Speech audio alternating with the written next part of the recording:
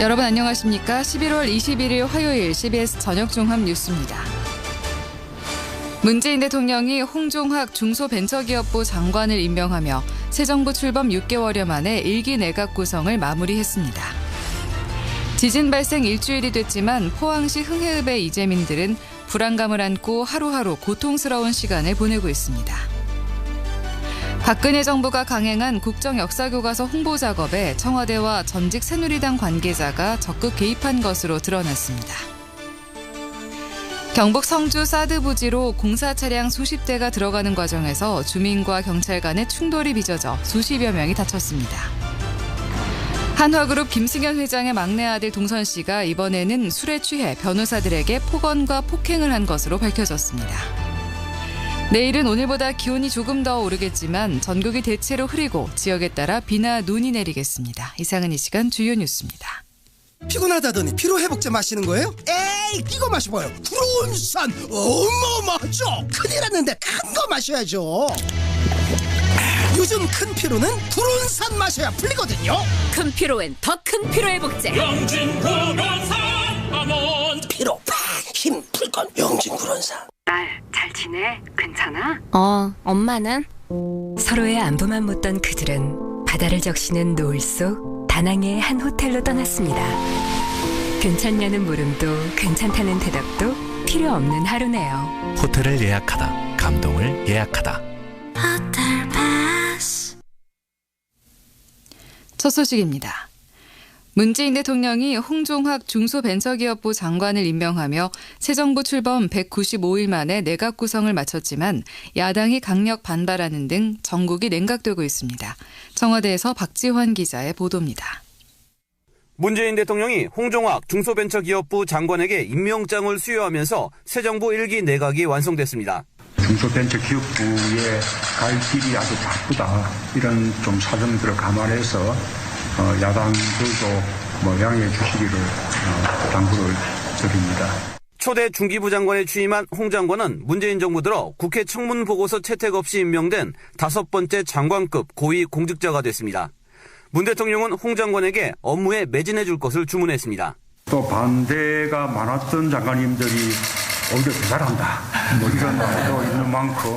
임명장 수여식 직후 국무회의 참석으로 첫 업무를 시작한 홍 장관은 부의 대물림 등 편법 증여 논란을 의식한 듯 조심스런 모습이었습니다. 대통령님과 국민의 뜻에 따라 출범한 것을 전해서 저 스스로 굉장히 무거운 책임감을 느낍니다. 하지만 자유한국당은 청문 보고서 채택 무산에도 임명을 강행한 건 오기 정치라고 강력 반발했습니다. 국민의당 역시 국민의 비판과 분노를 무시한 독선적 인사 행태라고 반발하는 등 당분간 청와대와 야당 간 냉기류는 불가피해 보입니다. 청와대에서 CBS 뉴스 박지환입니다. 국민의당의 거취를 논의하기 위한 의원총회에서 안철수 대표는 바른정당과의 통합 필요성을 주장한 반면 반대파 의원들은 강력 반발하면서 양측 갈등이 더욱 커지고 있습니다. 보도에 조은정 기자입니다. 이제 오늘 제 생각들 말씀드리려고 합니다. 여러 생각들 들어보고 이제 공감대 형성하는 일들을 하겠습니다. 오늘 오후 2시 국회 본청에서 시작된 국민의당 의원총회는 해외 일정이 있는 의원들 4명을 제외하고 36명의 의원들이 참석해 지금까지 이어지고 있습니다. 비공개로 진행되는 오늘 회의는 끝장 의총으로 불릴 만큼 국민의당 향후 거취와 바른정당과의 통합 문제에 대해 치열한 찬반 논쟁이 벌어지고 있습니다. 안철수 대표는 의총 초반 당내 소통이 부족했던 부분에 해명하면서도 바른정당과의 통합이 필요하다고 역설한 것으로 알려졌습니다. 현재 국민의당이 외연을 확장하지 못하면 희망이 없다며 바른정당과의 통합을 통해 지방선거에서 2위 정당으로 거듭나야 한다는 주장입니다. 하지만 상당수 호남 의원들은 통합에 따른 효과가 없다면서 반대했습니다. 전북 익산의 조배숙 의원입니다. 저는 통합이 어렵다고 보고요. 당내에 그 부정적인 기류가 강하기 때문에 가정을 한다 하더라도 저는 그 효과가 크다고는 생각하지 않습니다. 정동영 의원의 경우 안 대표를 향해 말을 바꾸고 거짓말을 하고 있다고 직격탄을 날리며 당을 깨고 싶지 않다, 통합을 밀어붙이지 말라고 경고하기도 했습니다. 찬반 의견이 팽팽하자 주승용 의원은 일단 연말까지 예산과 법안 심사 과정에서 바른정당과의 정책연대에 집중하고 추후에 선거연대나 통합은 다시 논의하자며 중재안을 내놓기도 했습니다. 양측은 오랜 토론 속에서도 서로의 입장차만 확인하고 있어 통합을 둘러싼 국민의당의 내홍은 계속될 것으로 보입니다. CBS 뉴스 조은정입니다. 진앙지 인근인 포항시 흥해읍 일대는 여전히 아수라장입니다. 집으로 돌아가지 못하는 이재민들은 하루하루 지옥 같은 시간을 보내고 있습니다. 포항에서 류현정 기자가 전해드립니다. 포항에 규모 5.4의 강진이 지나간 지 일주일째. 이재민들의 불평과 불안은 갈수록 커지고 있습니다. 대피소 정리를 위해 거처를 옮겨 다니는 것만 벌써 3차례. 몸이 불편한 노인과 어린아이들은 지친 기색이 역력합니다. 양 다리에 의족을 채운 채 생활하고 있는 장애인에게는 더욱 어려운 일입니다. 흥해 주민 옥상호 씨입니다. 글로 갔다가 일로 갔다가 3번. 불안도 하고 또 나는 또 장애인이 되고. 지진으로 마음이 불안한데 잠자리까지 자주 바뀌자 혼란과 피로는 가중됩니다. 하지만 짐을 들고 떠나는 이웃을 보며 부러움의 눈빛을 보내는 이재민들도 있습니다. 남산초등학교에 남은 100여 명의 이재민들은 여전히 매트 몇 장에 몸을 뉘인 채 좀 더 편한 거처를 애타게 기다리고 있습니다. 현장에서는 우리는 언제 텐트로 옮길 수 있냐는 이재민들의 우려도 터져나옵니다. 이재민 김순복 씨입니다. 언제가 내일 갔다 오늘 갔지. 마음이 불안하고 뭐 일했어도 집에 가 일도 뭐하는. 포항시는 오늘 오후부터 흥해 공고에도 텐트를 치고 안락한 대피소 마련에 힘쓰겠다는 입장입니다. CBS 뉴스 류현정입니다. 한편 소방청은 오는 23일 대학 수학능력시험이 치러지는 전국 고사장에 소방공무원을 배치해 응급상황 발생 시 신속히 대처하기로 했다고 밝혔습니다. 응급구조사가 포함된 소방공무원 2,372명은 전국 수능고사장 1,180개소에 2명씩 배치됩니다. 박근혜 정부 국가정보원의 특수활동비 상납 혐의를 수사 중인 검찰이 오늘 현기환 전 청와대 정무수석을 소환했습니다.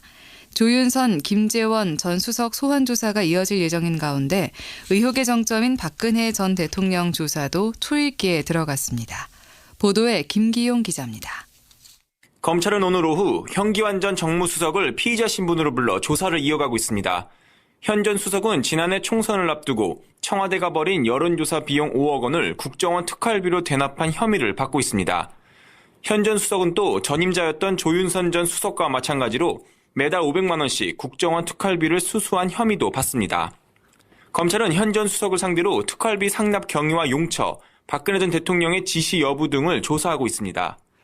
현 전 수석은 부산 LCT 비리와 관련해 뇌물 수수 혐의로 1심에서 징역 3년 6개월형을 선고받고 현재 수감된 상태입니다. 검찰은 국정원 특활비 상납 의혹에 함께 연루돼 있는 조윤선, 김재원 전 수석도 차례로 소환한다는 방침입니다. 검찰은 주변인 조사를 마친 뒤 의혹의 정점에 서 있는 박 전 대통령도 조사할 예정입니다. 검찰은 한편 사법방해 사건과 관련해 남재준 전 국정원장을 어제 오전 소환해 조사했습니다. 검찰은 남 전 원장이 2013년 검찰의 댓글 공작 수사에 맞서 국정원 직원들에게 압수수색 방해와 거짓 진술을 지시한 것으로 보고 있습니다. 남 전 원장은 어제 조사에서 혐의를 부인한 것으로 전해졌습니다. 남 전 원장은 박근혜 정부 당시 청와대가 매달 1억 원씩 40억 원가량의 국정원 특활비를 상납받아 비자금을 조성하는 데 관여한 혐의로 지난 17일 구속됐습니다. CBS 뉴스 김기용입니다. 이명박 정권 국군사이버사령부의 온라인 여론조작 활동에 관여한 혐의를 받는 김관진 전 국방부 장관이 구속이 합당한지 판단해달라며 법원에 구속적부 심사를 청구했습니다.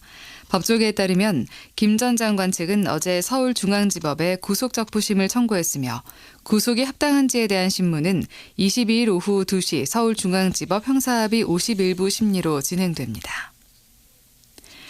박근혜 정부에서 추진했던 국정역사교과서의 홍보 작업에 청와대와 전직 새누리당 관계자가 적극 개입한 것으로 드러났습니다. 이기범 기자가 보도합니다. 지난 2015년 10월 박근혜 정부 교육부는 역사교과서 국정화를 행정 예고합니다. 그 다음날 44억 원의 예비비가 교육부에 곧바로 편성됐습니다. 청와대가 나서면서 예산이 일사천리로 편성된 겁니다. 이렇게 편성된 예산은 교과서 편찬보다는 홍보에 더 많이 쓰였습니다. 국정교과서 홍보 작업에는 청와대와 전직 새누리당 관계자가 적극 개입했습니다. 청와대 교육문화수석과 전 새누리당 홍보본부장 조모 씨, 새누리당 홍보 담당 출신이자 장관 보좌관이었던 강모 씨 등이 국정교과서 홍보 방향과 홍보 업체를 제시하면 교육부가 그대로 실행하는 방식이었습니다. 이 과정에서 조 씨와 강 씨는 특정 업체의 국정교과서 홍보물 제작을 몰아주기도 했습니다. 이 업체는 20대 총선 과정에서 새누리당에게 홍보 동영상을 무료로 제공한 혐의로 기소되기도 했습니다. 두 사람도 같은 건으로 선관위로부터 고발당했습니다. 교육부 관계자는 청와대 등이 국정교과서 홍보 작업을 주도했다며 관련자 10여 명을 검찰에 추가 수사 의뢰했다고 밝혔습니다. CBS 뉴스 이기범입니다. 경찰 수사에 대한 조직 내부의 부당한 외압을 막기 위해 수사경찰 독립성을 강화하는 방안이 추진됩니다. 경찰 외부 인사들로 구성된 경찰개혁위원회는 이런 내용을 골자로 한 일반 경찰의 수사관여 차단 권고안을 발표했습니다. 권고안은 경찰 수사 최고 책임자를 외부 개방직인 국가수사본부장으로 두고 경찰청장, 지방경찰청장, 경찰서장 등 일반 경찰이 경찰 수사를 구체적으로 지휘하지 않도록 해 수사조직 독립성을 확보하는 방안이 핵심입니다. 면세점 특허 발급을 심사하는 특허심사위원회가 전원 민간위원으로 꾸려지고 위원 명단과 평가 결과도 심사 후 모두 공개됩니다. 기획재정부와 관세청은 지난 7월 감사원이 면세점 사업자 선정 과정의 각종 비리와 문제점을 지적한 감사 결과를 내놓자 면세점 제도 개선 태스크포스를 가동해 개선안을 마련했습니다. 정부는 오늘 오전 청와대에서 문재인 대통령 주재로 국무회의를 열어 이 같은 내용이 담긴 관세법 시행령 개정안을 심의 의결했습니다. 장기자랑 동원 등으로 물의를 빚고 있는 성심병원과 파업이 진행 중인 을지대병원 간호사들의 각종 부조리 고발이 이어지고 있습니다. 이들은 수당도 없는 추가 근무와 재단 행사 동원, 심지어는 임신과 출산에 대한 조직 내 압박에 대해 토로했고 국회의원들은 개선을 약속했습니다. 보도에 김명지 기자입니다. 오늘 오전 국회 더불어민주당 원내대표 회의실. 전국보건의료산업노조 등이 주최한 병원 내 갑질 관련 대책회의에 성심병원과 을지대병원 소속 간호사들이 직접 나서서 발언을 이어나갔습니다. 회의에 참석한 이들은 각 병원에서 직접 겪은 인권, 노동권 침해 사례를 열거하며 울분을 토했습니다. 성심병원 소속 11년차 간호사 A씨는 바쁜 업무로 끼니를 거르는 것은 예사에 휴일까지 바쳐가며 병원 행사나 교육에 동원되고 있는 현실을 설명했습니다. 저희 병원에는 장기자랑, 체육대회, 바자회, 환자를 위한 음악회, 워크숍 등 많은 행사가 있습니다. 그런 행사가 있을 때마다 업무와 병행해 그 행사를 준비하고 참가해야 하기 때문에 하루 12시간 이상 일하는 것은 기본입니다. 을지대병원 소속 16년차 간호사 B씨는 지난 2010년 하지 말라던 임신을 한 데 대해 비난을 받고 육아휴직조차 맘대로 쓸 수 없어 분만 휴가만 마치고는 바로 병원에 복귀했던 사실을 털어놓으며 울먹이기도 했습니다. 휴가를 받아야 하는 게 마땅하지만 수 선생님을 만났을 때 저에게 해주신 말은 네가 어떻게 나한테 그럴 수 있냐, 내가 뒤통수를 제대로 맞았구나, 어처구니 없는 말이었습니다. 내 아이에게 너무나 미안하고 임신이 왜 죄송한 걸까. 회의에 참석해 실제 간호사들의 이 같은 사연을 전해들은 우원식 원내대표와 강병원 의원 등은 개선과 대책 마련에 최선을 다하겠다는 입장을 밝혔습니다. CBS 뉴스 김명지입니다. 사드 반대 주민들의 반발 속에 공사장비 차량 수십 대가 성주 사드 부지로 들어섰습니다. 이 과정에서 주민과 경찰 간 충돌이 빚어져 수십여 명이 다쳤습니다. 대구 CBS 권소영 기자의 보도입니다. 경북 성주의 사드 부지 진입로인 소성리 진밭교위 도로가 차량들과 컨테이너로 가로막혔습니다. 사드 반대 주민과 단체 회원 100여 명은 오늘 새벽부터 진밭교에 모여 사드 공사 차량 진입을 막아섰습니다. 사드 부지 주변에 경력 5천여 명을 배치한 경찰은 주민과 대치를 반복하다 오전부터 강제 해산에 들어갔습니다. 이에 맞서 주민들은 끈으로 인간 사슬을 만들고 차량 밑으로 들어가 온몸으로 저항했습니다. 사드공사 임대인이 먼저 환경영향평가 성실히 하고 배치하겠다 했습니다. 임시 배치를 했습니다. 거기 차들로 가라!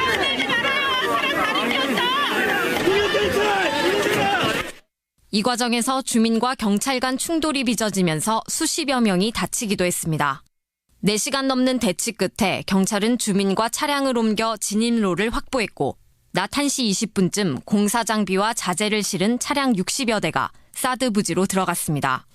이번에 반입된 장비는 부대 난방시설과 급수관 교체, 오수처리 시설 공사에 필요한 자재인 것으로 알려졌습니다. 오후 4시쯤 부지로 진입했던 장비 차량이 밖으로 나오면서 주민과 경찰 간 대치도 마무리됐습니다. 사드 반대 주민과 단체들은 불법 소규모 환경영향 평가에 근거한 사드 공사를 강행하는 정부를 계속해서 규탄하겠다는 입장입니다. CBS 뉴스 권소영입니다. 한화그룹 김승현 회장의 막내 아들 동선 씨가 이번에는 술에 취해 변호사들에게 폭언과 폭행을 한 것으로 드러났습니다. 동선 씨 등 한화그룹 총수 일가는 지난 1월과 2011년에도 만취난동과 뺑소니를 저지르는 등 끊임없이 일탈을 일으켜 물의를 빚고 있습니다. 이동직 기자가 취재했습니다. 한화그룹 김승현 회장의 삼남 동선 씨가 또 음주난동을 부린 사실이 뒤늦게 알려졌습니다. 동선 씨는 지난 9월 서울의 한 술집에서 열린 대형 로펌 변호사들의 친목 모임에 동석해 만취 상태에서 변호사들에게 너희 아버지는 뭐 하시냐, 날 주주님으로 부르라는 등의 막말을 쏟아냈습니다. 동선 씨가 몸을 가누지 못해 변호사들이 부축하자 이번에는 남성 변호사의 뺨을 때리고 여성 변호사의 머리채를 흔들며 폭행했습니다. 이런 사실이 오늘 언론을 통해 알려지자 그는 또 사죄했습니다. 동선 씨는 입장문을 통해 피해자들에게 엎드려 사죄드린다며 음주 난동 습관을 상담하고 치료해 불상사가 재발하지 않도록 하겠다고 말했습니다. 동선 씨는 지난 1월과 2010년에도 주점에서 음주 난동을 부려 각각 구속과 기소 유예 처분을 받았습니다. 한화그룹 총수 일가의 일탈은 이뿐이 아닙니다. 김승현 회장의 차남인 동원 씨도 2014년 대마초를 피운 혐의로 기소돼 1심에서 집행유예를 선고받았습니다. 2011년에는 동원 씨가 교통사고를 내고 도주했다 적발돼 법원에서 벌금 700만 원의 약식 명령을 받게 됐습니다. 한편 경찰은 동선 씨가 술에 취해 변호사들에게 폭언 폭행을 했다는 의혹에 대해 내사에 착수했습니다. 또 대한변호사협회는 동선 씨에 대해 변호사 폭행과 모욕 혐의로 검찰에 고발장을 제출했습니다. CBS 뉴스 이동직입니다. 트럼프 미국 대통령은 북한을 테러 지원국으로 재지정한다고 발표했습니다. 트럼프 대통령은 강요회의를 주재하면서 북한은 핵 초토화로 전 세계를 위협하는 것에 더해 외국 영토에서의 암살 등을 포함한 국제적인 테러리즘을 지원하는 행동을 되풀이해왔다고 밝혔습니다. 이어 재무부가 내일 북한에 대해 매우 거대한 추가 제재를 발표할 것이며 2주에 걸쳐 마련될 것이라며 2주가 지나면 제재는 최고의 수준이 될 것이라고 예고했습니다. 미국 정부가 북한을 테러 지원국으로 재지정한다고 발표한 가운데 정부는 지난 2월 말레이시아의 공항에서 발생한 김정남 암살을 북한의 테러 행위로 규정했습니다. 노규덕 외교부 대변인은 정례 브리핑에서 우리 정부는 북한의 김정남 암살은 분명한 테러 행위라고 본다고 밝혔습니다. 대구 CBS는 다음 달 1일부터 음악 FM 방송을 시작합니다. 가요와 팝, 클래식, 가스펠 음악을 중심으로 24시간 음악과 이야기를 들려주는 방송으로 서울, 부산에 이어 전국에서 세 번째입니다. 현재 시험 가동 중인 이 방송은 대구는 물론이고 경산, 구미, 칠곡, 성주, 고령 등 경북 일부 지역에서도 청취할 수 있습니다. 이어서 자세한 날씨를 기상청에서 김수진 리포터가 전해드립니다. 네, 대학 수학능력시험을 앞두고 눈비 소식과 황사, 입시 추위까지 찾아올 것으로 보여서 여러모로 대비를 잘 해주셔야겠습니다. 일단 수능 예비 소집일인 내일은 대부분 평년 기온을 회복할 것으로 보여서 추위는 잠시 주춤하겠습니다만 내일 새벽 경기 북부 지역을 시작으로 낮에는 중서부와 호남, 경북 북부 내륙을 중심으로 비나 눈이 내린 뒤 오후에 점차 그치겠고요. 제주도에서도 내일 오전 한때 비나 눈이 내리는 곳이 있겠습니다. 그리고 오늘 내몽골에서 발언한 강한 황사가 북서풍을 타고 일부 우리나라 쪽으로 이동해 오면서 내일 오후 서해안을 중심으로 영향을 주겠고 그밖에 중서부 지역은 내일 이른 오후까지 또 남부와 제주권에서도 내일 저녁까지 미세먼지 농도가 높게 나타날 것으로 전망됩니다. 이런 가운데 내일 아침 기온은 춘천 영하 2도, 청주와 대구 영상 1도, 서울과 광주 3도의 분포로 오늘보다 다소 높겠고 낮 최고 기온도 서울 12도를 비롯해 대전과 광주 11도, 포항과 울산 13도 등의 분포로 오늘보다 또 평년보다 높아서 추위가 주춤하겠습니다. 하지만 수능일인 목요일에는 또다시 서울이 영하 3도까지 떨어지는 등 찬바람을 동반한 매서운 입시 추위가 찾아오겠고요. 특히 수도권과 강원 영서, 호남 서해안을 중심으로는 모레 낮 한때 눈이나 비가 내리는 곳이 있겠습니다. 지금까지 날씨였습니다. CBS 노컷뉴스는 CBS 홈페이지 cbs.co.kr이나 노컷뉴스 홈페이지 노컷뉴스.co.kr 스마트폰과 스마트 TV, 아이패드 등 모든 스마트 기기와 팟캐스트를 통해 다시 보고 들으실 수 있습니다. 앞으로 직장 내 성희롱에 대한 사업주의 책임과 피해 노동자 보호 조치가 강화됩니다.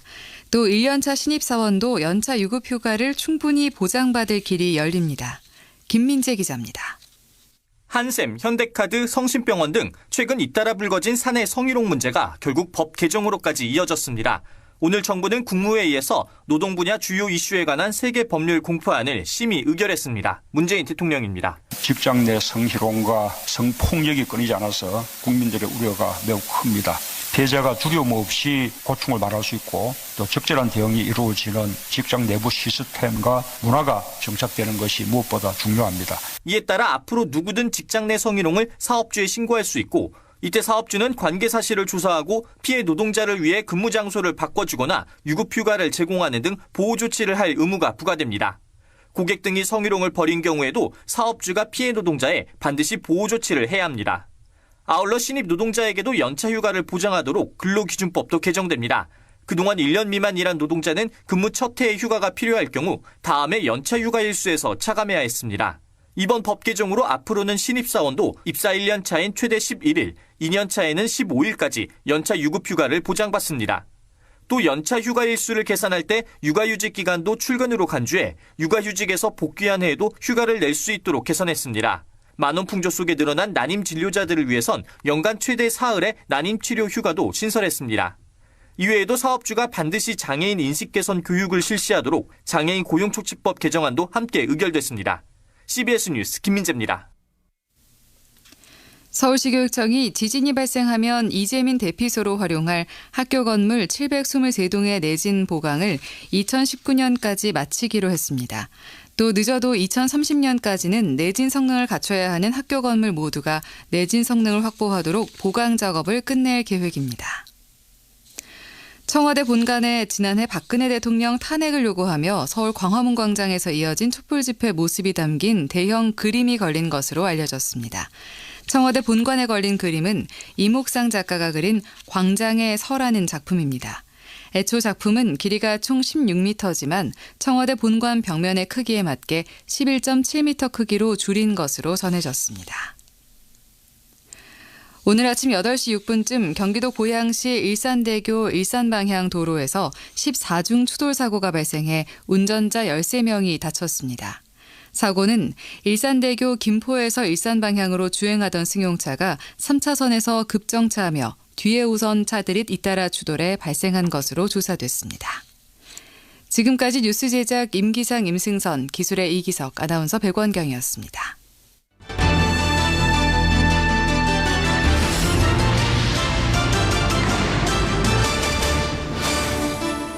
CBS 저녁 종합뉴스 영진 구론산 바몬드 호텔패스 글로벌 공동 제공이었습니다.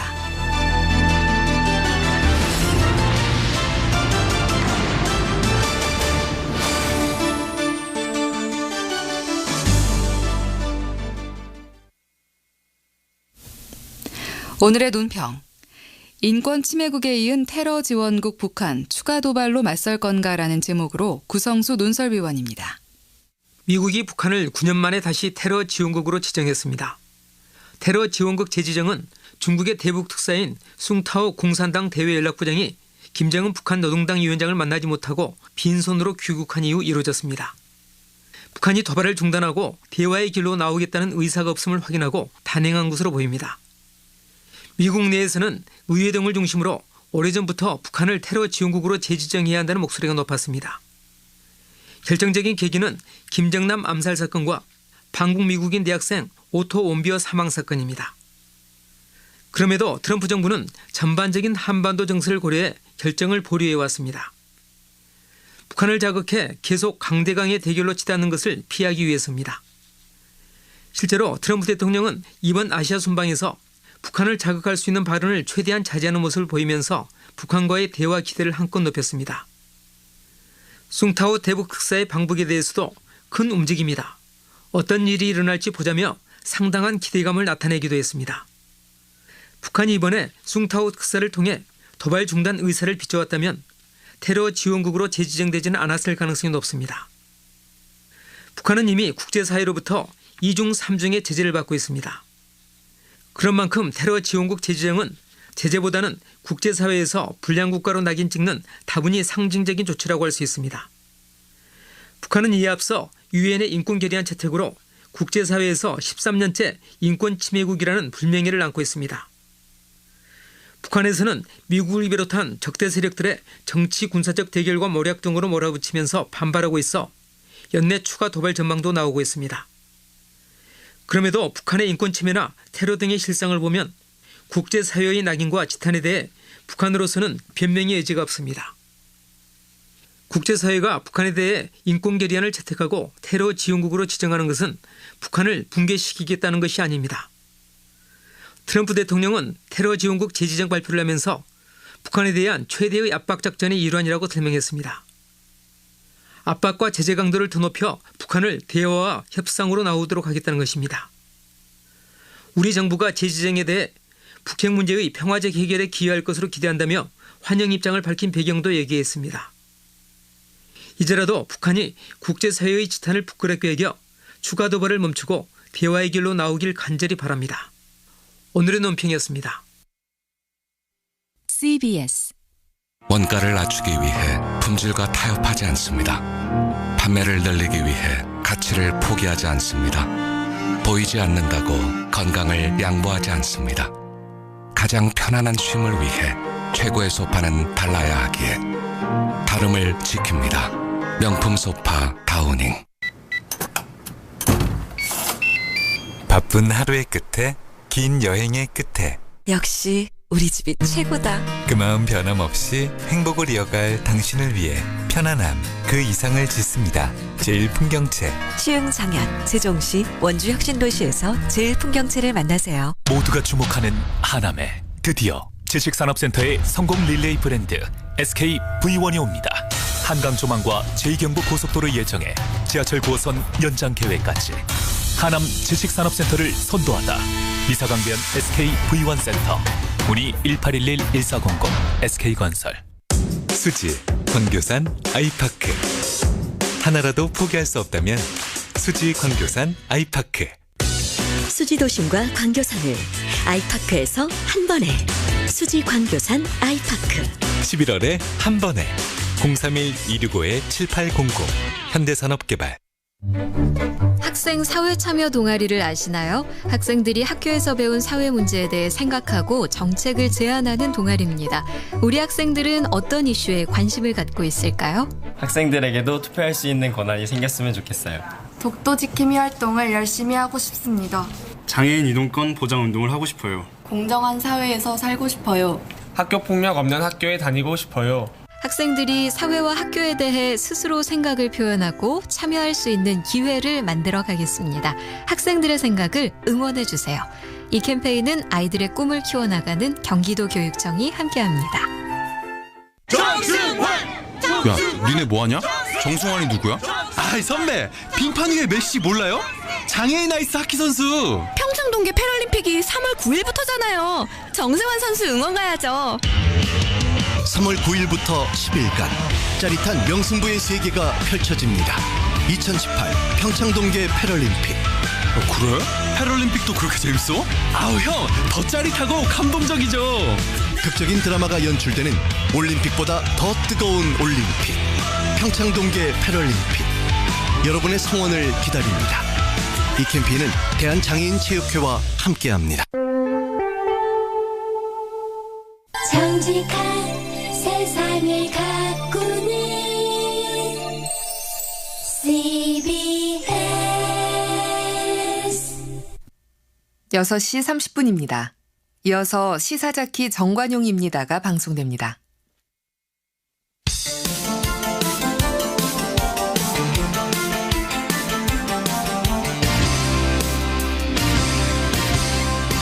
시사자키 정관용입니다.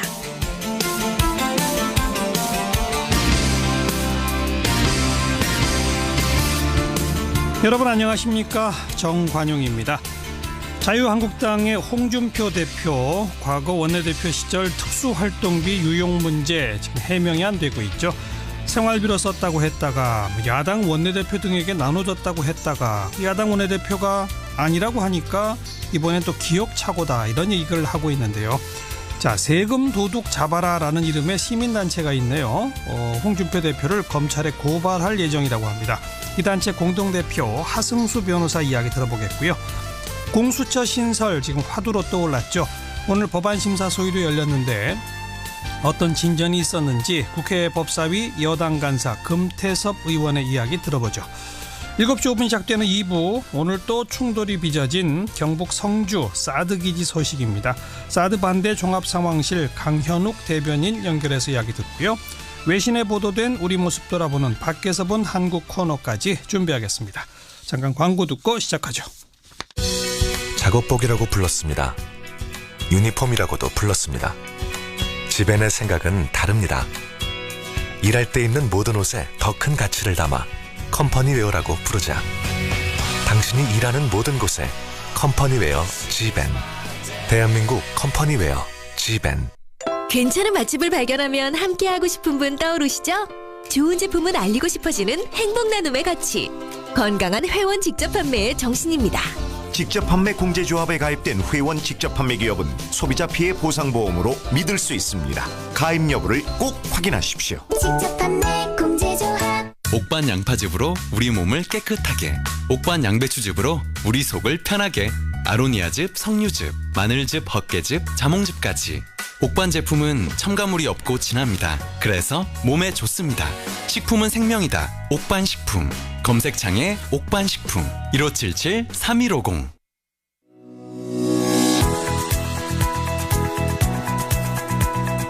시사자키 정관용입니다는 청취자 여러분의 참여로 이루어집니다. 단문 50원, 장문 100원의 정보 이용료가 부과되는 문자 샵 1212로 보내셔도 되고요.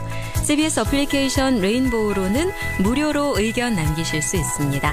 아주 편리하게 방송을 다시 들으실 수도 있는데요. CBS 레인보우를 통해서도 가능하고요.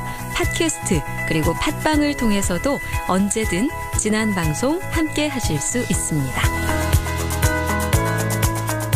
자유한국당 홍준표 대표 과거 원내대표 시절에 국회 특수활동비 유용 의혹에 관한 해명이 연일 달라지고 있는 양상입니다. 이런 가운데 세금 도둑 잡아라라는 시민단체가 24일 홍 대표를 검찰에 고발할 예정이라죠. 이 단체 공동대표 하승수 변호사입니다. 하 변호사 안녕하세요. 네, 안녕하십니까. 세금 도둑 잡아라라는 시민단체가 있었군요. 10월 달에 만들어졌고요. 그동안 예산 감시 운동을 계속 해오던 분들이 모여가지고, 예. 이게 한국에 워낙 국가나 지역의 예산 낭비 문제가 심각해서, 예. 주로 이제 고발이나 소송 같은 걸 좀 전문적으로 하기 위해서 새로 발족한 단체입니다. 예. 근데 여기서 홍준표 대표를 고발하겠다는 얘기는 홍 대표가 네. 세금 도둑이다 이렇게 보시는 거예요? 네, 그렇습니다. 2015년 5월 달에 국회 특수활동비를 생활비로 사용했다라고 스스로 자인한 적이 있기 때문에 예.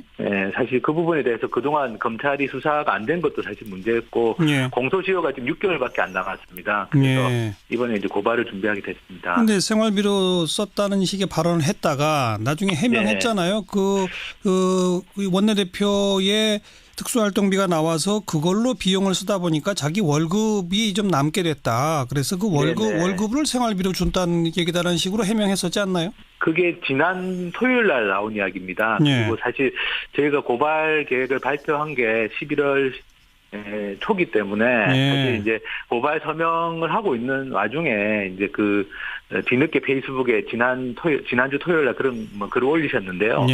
또 그 해명 내용도 지금은 다 뭐 허위가 많은 걸로 드러나고 있어가지고 사실 2015년 5월 11일 날 그 본인 페이스북에도 2차례나 글을 올렸었고 기자회견까지 해서 그 특수활동비 쓰다 남은 걸 생활비로 줬다 이렇게 본인이 뭐 기자회견까지 해서 말씀하신 거기 때문에 지금에 와서 이제 고발에 임박해가지고 뭐 말을 뒤엎는 건 사실 좀 믿기가 좀 어렵다고 생각이 되고 실제로 뭐 해명 중에 사실 상당 부분은 뭐 좀 사실이 아닌 걸로 지금 드러나고 있습니다. 지금 그러니까 이제 그 특수활동비를 어떻게 썼는지 얘기를 하다가 야당 원내대표한테도 줬다 그러니까 당시 야당 원내대표가 나는 한 푼도 받은 적이 없다 하니까 지금 그렇습니다. 어떻게 됐죠 지금?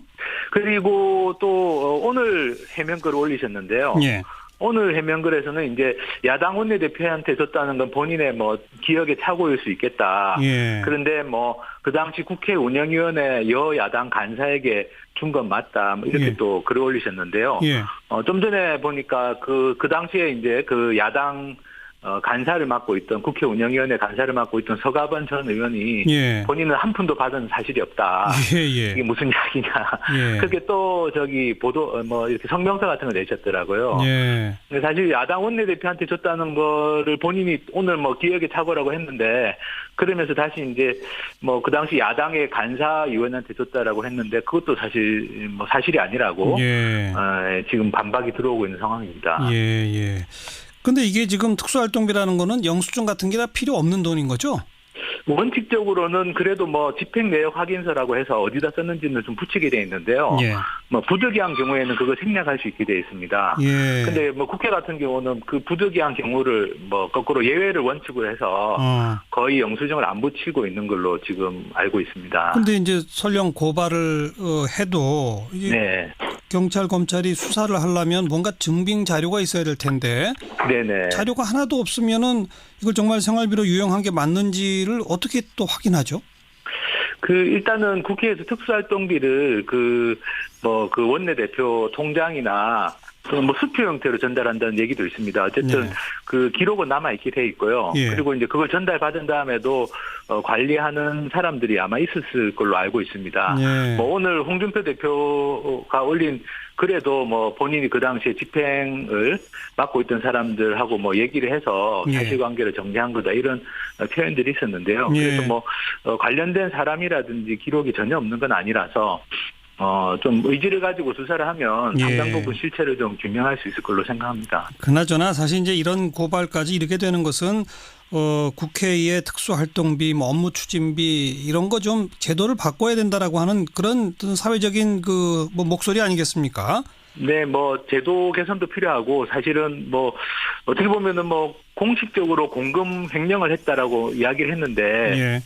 어쨌든 뭐 진상 규명도 되지 않고 넘어간다는 건 사실 뭐 국가라면 있을 수 없는 일이라서 뭐 일단 진상 규명도 하고 말씀하신 것처럼 제도 개선을 좀 계기로도 삼으려고 합니다. 지금 국회 예산에 특수활동비나 업무 추진비 이런 게 어느 정도나 돼요? 올해 예산 기준으로 봤을 때 특수활동비가 81억 원 있었고요. 그리고 업무 추진비가 70억 원 좀 넘게 있었습니다. 그럼 합치면 뭐 150억 넘게 쓰고 있고 뭐 그 내역은 지금 전혀 공개가 다 되지 않고 있습니다. 그 홍준표 대표가 자신이 원내대표 있던 때라고 말한 게 이제 2008년이잖아요. 네, 그렇습니다. 그때 여당 원내대표 겸 운영위원장한테 특수활동비가 한 달에 4천만 원 좀 나왔다 이랬었죠? 네네, 그렇습니다. 지금은 얼마나 나와요?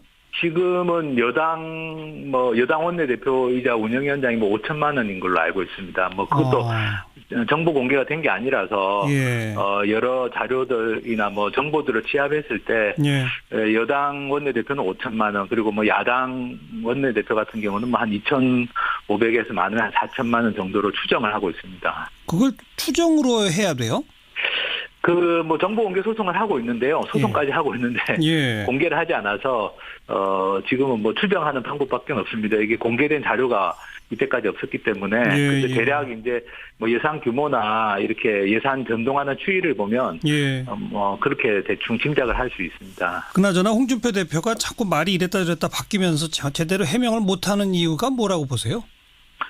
저는 어쨌든 최초에 이야기한 게 뭐 진실에 가깝지 않을까 생각합니다. 뭐 그 당시 어쨌든 급박하게 그때 뭐 성완종 리스트라는 사건이 터지면서 본인이 이제 좀 급박하게 해명을 해야 될 상황에서 그렇게 해명했기 때문에 아무래도 그게 뭐 진실에 좀 가까울 가능성이 많지 않을까 싶고, 최근에 해명한 것은 사실 뭐 말씀드린 것처럼 고발도 임박하고 다시 특수활동비가 사회적 논란이 되면서 나온 이야기라서 그렇게 신빙성이 높지는 않은 것으로 생각합니다. 지금 이게 이제 국정원 특수활동비 얘기로부터 출발해서 지금 자유한국당은 또 그 법무부 검찰 사이의 특수활동비 이것도 좀 조사하자, 뭐 이것도 똑같은 거 아니냐 이런 얘기 하다가 국회 특수활동비로까지 번졌잖아요. 네네네. 그냥 다 뭉뚱그려서 이거 우리나라의 특수활동비 이거 어떻게 해야 합니까? 뭐 저는 국가정보원 같은 경우는 특수활동비가 뭐 존속된다고 하더라도 어쨌든 제대로 된 감사나 사후 검증을 받는 건 좀 필요하다고 생각하고요. 국회 같은 기관은 특수활동비가 없어져야 된다고 생각합니다. 왜냐하면 이게 뭐 수사활동이나 정보 수집 활동에 필요한 경비인데 국회에서는 사실상 뭐 거의 업무 추진비 성격으로도 많이 사용하고 있기 때문에 그렇죠. 이번 기회에 그냥 국회 특수활동비 같은 것은 폐지하는 것이 맞지 않겠나 생각합니다. 알겠습니다. 먼저 검찰에 고발하시면 수사 어떻게 진행되는지 함께 지켜보겠습니다. 고맙습니다. 네, 감사합니다. 세금 도둑 잡아라라는 시민단체 공동대표 하승수 변호사였습니다.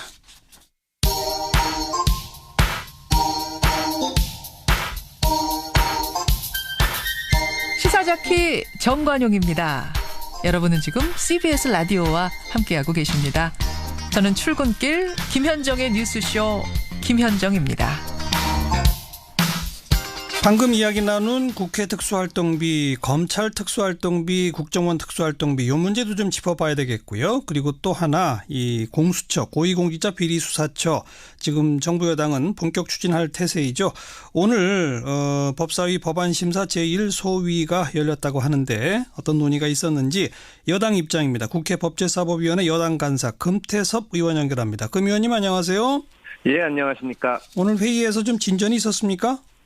예, 사실은 최근에 자유한국당 쪽에서 공수처장 지명권을 야당에 주면 뭐 공수처를 받아들일 수도 있다는 발언들이 있어서 상당히 기대를 했는데 오늘은 오히려 당론으로 반대한다고 하면서 공수처장 임명 절차나 공수처 조직에 관한 내용에 대해서는 논의 자체를 안 하겠다. 그래요? 그래서 지금 안타깝게도 교착된 상태입니다. 예. 그나저나 지금 그 한때 얘기가 나왔던 공수처장 후보 추천권을 야당에게 준다. 야당이 복수로 추천하면 대통령이 임명할 수 있도록 한다. 이런 거에 대해서 여당의 입장은 어떻습니까? 저희도 뭐 그거를 그 얘기가 되면은 그쪽에서 강론을 얘기하자 그래야 말을 할 수가 있는 건데요. 그 정치적 중립성을 가지고 문제를 삼는 것이기 때문에 어떻게 하면 최대한 정치적 중립성을 보장할 수 있는지 야당이더라도 뭐 특별히 자기들한테 불리하지 않도록 제도를 설계하자는 제안을 했는데 자유한국당 측에서는 여당일 때도 반대했는데 지금 야당이 됐는데 어떻게 찬성하겠냐. 그러니까 이 공수처라는 게 말하자면 그 기소권과 수사권을 다 가진 지금 기존의 검찰 조직 같은 것을 하나 더 만드는 거니까요. 그렇죠. 그쪽에서는 그런 걱정이 있을 겁니다. 저희는 그 부분에 대해서는 아주 유연하게 논의를 해보자. 이렇게 말씀을 드린 건데 오늘은 어쨌거나 당론으로 반대한다 그래서 논의 자체가 교착이 됐습니다. 유연하게 논의해보자. 사실 논리적으로 따지면 고위공직자들의 비리를 수사하는 곳이고 고위공직자는 사실 여당 쪽이 많잖아요. 맞습니다. 살아있는 권력을 수사할 기관이라면 야당이 추천한 사람을 그 공수처장으로 임명하는 게 논리적으로 맞는 거 아닌가요? 그런데 그렇게 단순한 문제가 아닌 게 저희가 특검일 경우에는 야당 추천 인사를 한 적이 있습니다. 근데 특검은 일시적이고 이게 수사 사건이 한정돼 있는데요. 그렇죠. 이게 공수처는 3년이고 뭐 이렇게 가는 건데 이 상설적인 국가기관을 야당 추천 인사가 한다는 것은 그러면 대통령 입장에선 저건 내가 임명한 사람이 아니니까 공수처에서 하는 일은 책임을 못 지겠다. 이렇게 책임 행정의 원칙에 정면으로 충돌하기 때문에 국민들 입장에서는 그 책임을 어디에 물을 수도 없고 그래서 전적으로 야당에서 아무나 찍으면 우리가 이렇게 하는 것은 이 민주국가의 원리에 맞지가 않습니다. 책임 행정 원칙과 위배되는 문제가 또 있다? 예, 그렇습니다. 좀 더 그 논의가 필요하겠는데 그나저나 아무튼 논의 저희는 최대한 유연하게 해보겠다는. 그런데 그나저나 논의도 안 하겠다 그러는데 그 앞으로 어떻게 하실 계획이십니까? 글쎄요, 오늘 근데 또 의외로 자유한국당 쪽에서는 자기들이 검찰 개혁에 반대하는 것은 아니다. 네. 또 요즘 검찰 수사에 많이 항의를 하시니까요. 네. 그러면서 수사권 조정도 논의해 보겠다. 네네. 이런 말씀들을 하셔서 예. 뭐 검찰 개혁의 공수처도 있지만 저희가 수사권 조정도 이제 추진을 하니까요. 예. 그런 여러 가지 방안을 놓고 야당과 좀 열심히 대화를 해보려고 합니다. 네네. 그쪽에서 뭐 어떤 방향이든지 검찰 개혁을 하자고 주장을 하니까. 알겠습니다. 그렇게 하고 공수처 있습니다. 신설과 검경 수사권 조정을 묶어서 함께 논의한다. 이렇게 보면 되겠군요. 예, 일단은 오늘은 그렇게 논의가 될 상태입니다. 그거 좀 지켜보겠고 방금 그게 이제 논란이 된 그 검찰의 특수활동비 문제랑 또 연결이 되는데 검찰이 법무부에다가 특수활동비를 상납하지 않느냐. 이건 국정원이 청와대에 돈 상납한 거랑 똑같다. 이거 법사위 차원의 청문회 하자. 청문회 안 되면 국정조사라도 하겠다. 지금 야당의 입장이 이렇거든요. 어떻게 보세요? 그게 저도 처음에 그 얘기 듣고 깜짝 놀랐는데요. 저 자유한국당의 장제원 수석 대변인이 105억 원의 돈을 법무부가 검찰에 배정된 돈을 쓰고 있다. 네. 이게 문제가 있다 이랬었는데 알고 보니까 그 105억 원이 법무부에 배정된 돈이거든요. 네. 그러니까 당연히 법무부가 쓰는 게 맞는 거고 사실을 잘못 알아서 주장하신 게 아닌가 저희는 그렇게 받아들이고 있습니다. 그래요? 다만 이제 특수활동비에 대해서는 지금 여러 가지 문제 제기가 있고 저희도 야당 시절부터 이게 투명해야 된다고 주장을 해왔기 때문에 잠깐만요. 그 얘기 가기 전에 그러면 검찰로 배정된 특수활동비 가운데 일부가 법무부로 넘어가는 거는 없어요?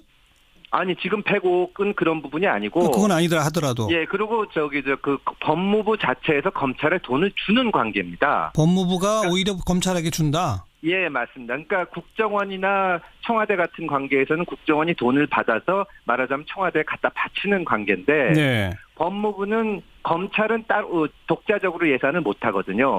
그래서 법무부가 돈을 받아서 검찰에 주는 관계이기 때문에 검찰에서 무슨 상납하거나 한다는 거는 이게 있을 수가 없습니다. 그럼 검찰로 배정된 특수활동비는 아예 없어요? 아니요. 검찰로 배정이 되는데 그것을 법무부가 검찰에 주는 관계죠. 그런데 특수활동비라는 것이 검찰에 배정되는 것이 아니고 검찰 활동이라고 배정이 됩니다. 법무부 쪽으로? 검찰 활동에는 수사 이런 게 다 있는데 예를 들면 범죄인 인도 같은 게 있거든요. 범죄인 인도는 검찰에서 하지 않고 법무부에서 합니다. 그러니까 그렇게 법무부에서 할 때는 법무부에서 특수활동비를 쓰는 것이고 수사하는 비용은 검찰에서 쓰는 거니까 법무부에서 그거를 적절히 배분을 하는 관계이기 때문에 검찰에서 이번에 우리가 받을 돈이 얼마인데 법무부에 얼마를 상납하겠다든지 뭐 우리한테 얼마만 달라 이런 관계가 성립하기 어려워서 제도 개선의 문제는 모르지만 지금 어떤 특별한 비리가 있다고 보기는 현재로서는 그런 자료가 없는 거예요. 그런데 금태섭 의원 말씀 속에도 들어 있습니다마는 그러니까 검찰 활동에 쓰라고 법무부를 통해 배정된 돈을 전부 검찰로 줘야 되는데 그중에 일부를 법무부가 쓰지 않습니까? 아니 그거는 검찰 활동이라는 것이 검찰이 하는 활동이라는 의미가 아니고요. 검찰 업무라는 것인데 검찰 업무 중에서 법무부 검찰국에서 하는 업무가 있습니다. 예를 들어서 범죄인 인도 같은 것은 명백히 검찰 업무인데 검찰 활동인데 그것은 대검찰청에서 하지 않고 법무부에서 하거든요. 그러니까 이 돈이 이 검찰 혹은 검찰총장한테 주어진 것을 법무부에서 썼다면 그 문제가 될 수가 있는데 업무에 주어진 거거든요. 근데 근데 실제로 얼마 전에 법무부 검찰국장이 검찰 간부들 불러다가 수사 끝나자마자 이 밥 먹고 돈 봉투 줘가지고 문제됐던 적 있지 않습니까? 그런 부분은 당연히 조사를 하고 법무부가 배정된 돈이 실제로 수사나 정보활동이나 그에 준하는 활동에 쓰이지 않고 그런 식으로 쓰이는 부분을 조사해서 이건 뭐 제도도 고치고 필요하면 책임도 묻자 그러면 그건 좋다. 그건 당연히 그래야 되는데 그러면 법사위 차원의 청문회도 해볼 수 있는 거 아닌가요? 아니 근데 청문회라는 게 구체적으로 무슨 문제 일단 자료가 있어야 하는 거지 아무 때나 하는 것은 아닌데요. 뭐 105억 원이 횡령됐다고 말씀을 하셨는데 그게 다 사실이 아닌데 갑자기 국가기관을 놓고 청문회를 하는 것도 안 맞아서 일단은 좀 그 현안 질의를 통해서 어떻게 되는 건지 보고 알겠습니다. 논의를 해보자 그렇게 한 상태입니다. 현안 질의는까지는 이제 진행이 되겠네요. 그렇습니다. 한번 곧 우리가 지켜볼게요. 고맙습니다. 예, 감사합니다. 더불어민주당 금태섭 의원이었습니다. 윤태곤의 뉴스 사이다. 윤태곤 실장 어서 오십시오. 네, 안녕하세요. 트럼프 미국 대통령이 다시금 대북 압박 강화에 나섰네요. 그렇죠. 북한을 테러 지원국으로 지정했지 않습니까? 재지정한 거죠. 그렇죠. 예. 지금 세계 테러 지원국이 3나라가 있어요. 이란, 수단, 시리아 이렇게다가 플러스 북한인데 네. 사실 트럼프 대통령이 지난 5일에 일본에서 북한의 테러 지원국 재지정 여부에 대한 결론을 곧 내리겠다 이렇게 운을 띄워놓은 게 있었어요. 예. 그럼 이 중간 시기에 북한이 뭘 한 건 없지 않습니까? 그 최근에 이후에. 잠잠했죠. 그렇죠. 북한이. 예. 근데 이제 중국이 숭타오 공산당 대외 연락부장을 특사로 북한에 파견을 했었거든요. 예.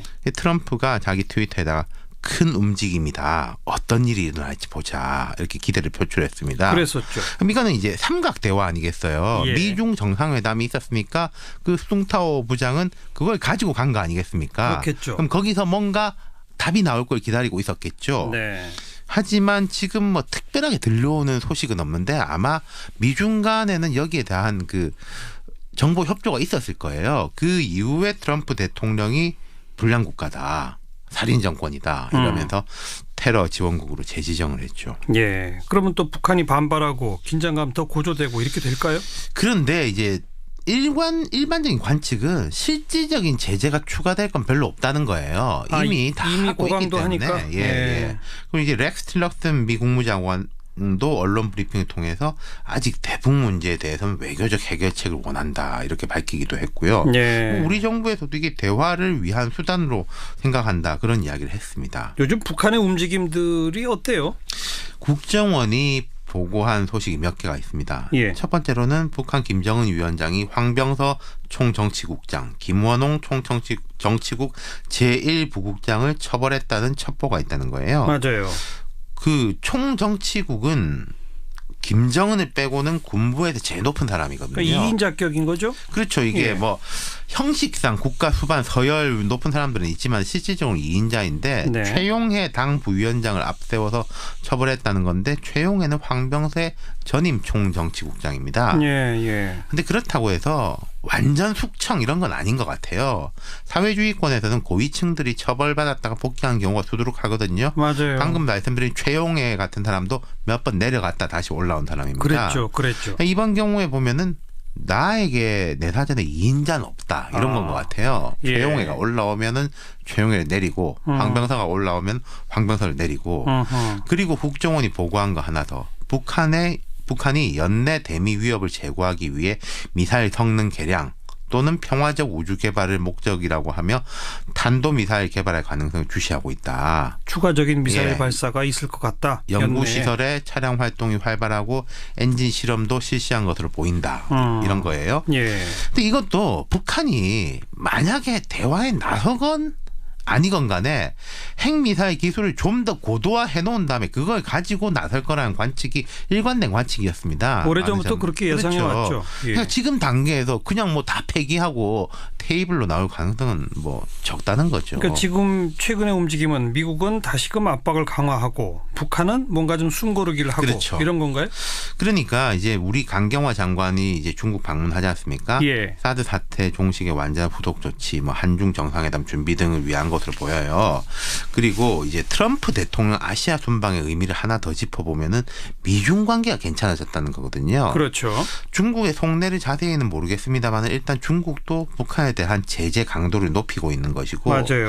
미국이 북한을 테러 지원국으로 지정한 것은 조금 더 해라 이런 식 아니겠어요? 중국을 더 압박하는 거죠. 그렇죠. 예. 우리 정부도 보면은 지금은 압력을 강하게 해야 될 때다. 라고 계속 이야기를 하고 있거든요. 문 예. 대통령 발언도 일관적이고. 예. 그럼 이게 기류가 언제 변할 것인가. 지금 보면은 평창 올림픽에 뭐 북한 참석, 그 기간에 군사훈련 중단 이런 이야기 나오고 있지 않습니까? 예. 그 2월이잖아요. 내년 2월이 평창이죠. 그렇죠. 예. 이걸 거꾸로 뒤집어 보면은 올해는 좀 압박 기조로 가야 하고 내년이 돼야 뭐가 좀 변화가 온다 이렇게 볼 수 있지 않을까요? 저도 예. 전문가는 아닙니다만은 그런 흐름이 보이는 것 같습니다. 제발 내년에라도 국면 전환이 있었으면 좋겠습니다. 네, 수고하셨어요. 감사합니다. 윤태곤 실장이었습니다. 초등학교 공부는 학교 공부가 기본입니다. 서연이 엄마, 서연이는 어떻게 그렇게 공부를 잘한대요? 우리 민준이도 서연이 반만 따라갔으면 좋겠는데. 아직 모르셨어요? 초등학교 공부는 하나만 알면 되는데. 그래서 서연 엄마 비결이 뭐예요? 홈런 하세요. 아이스크림 홈런이요. 아이스크림 홈런.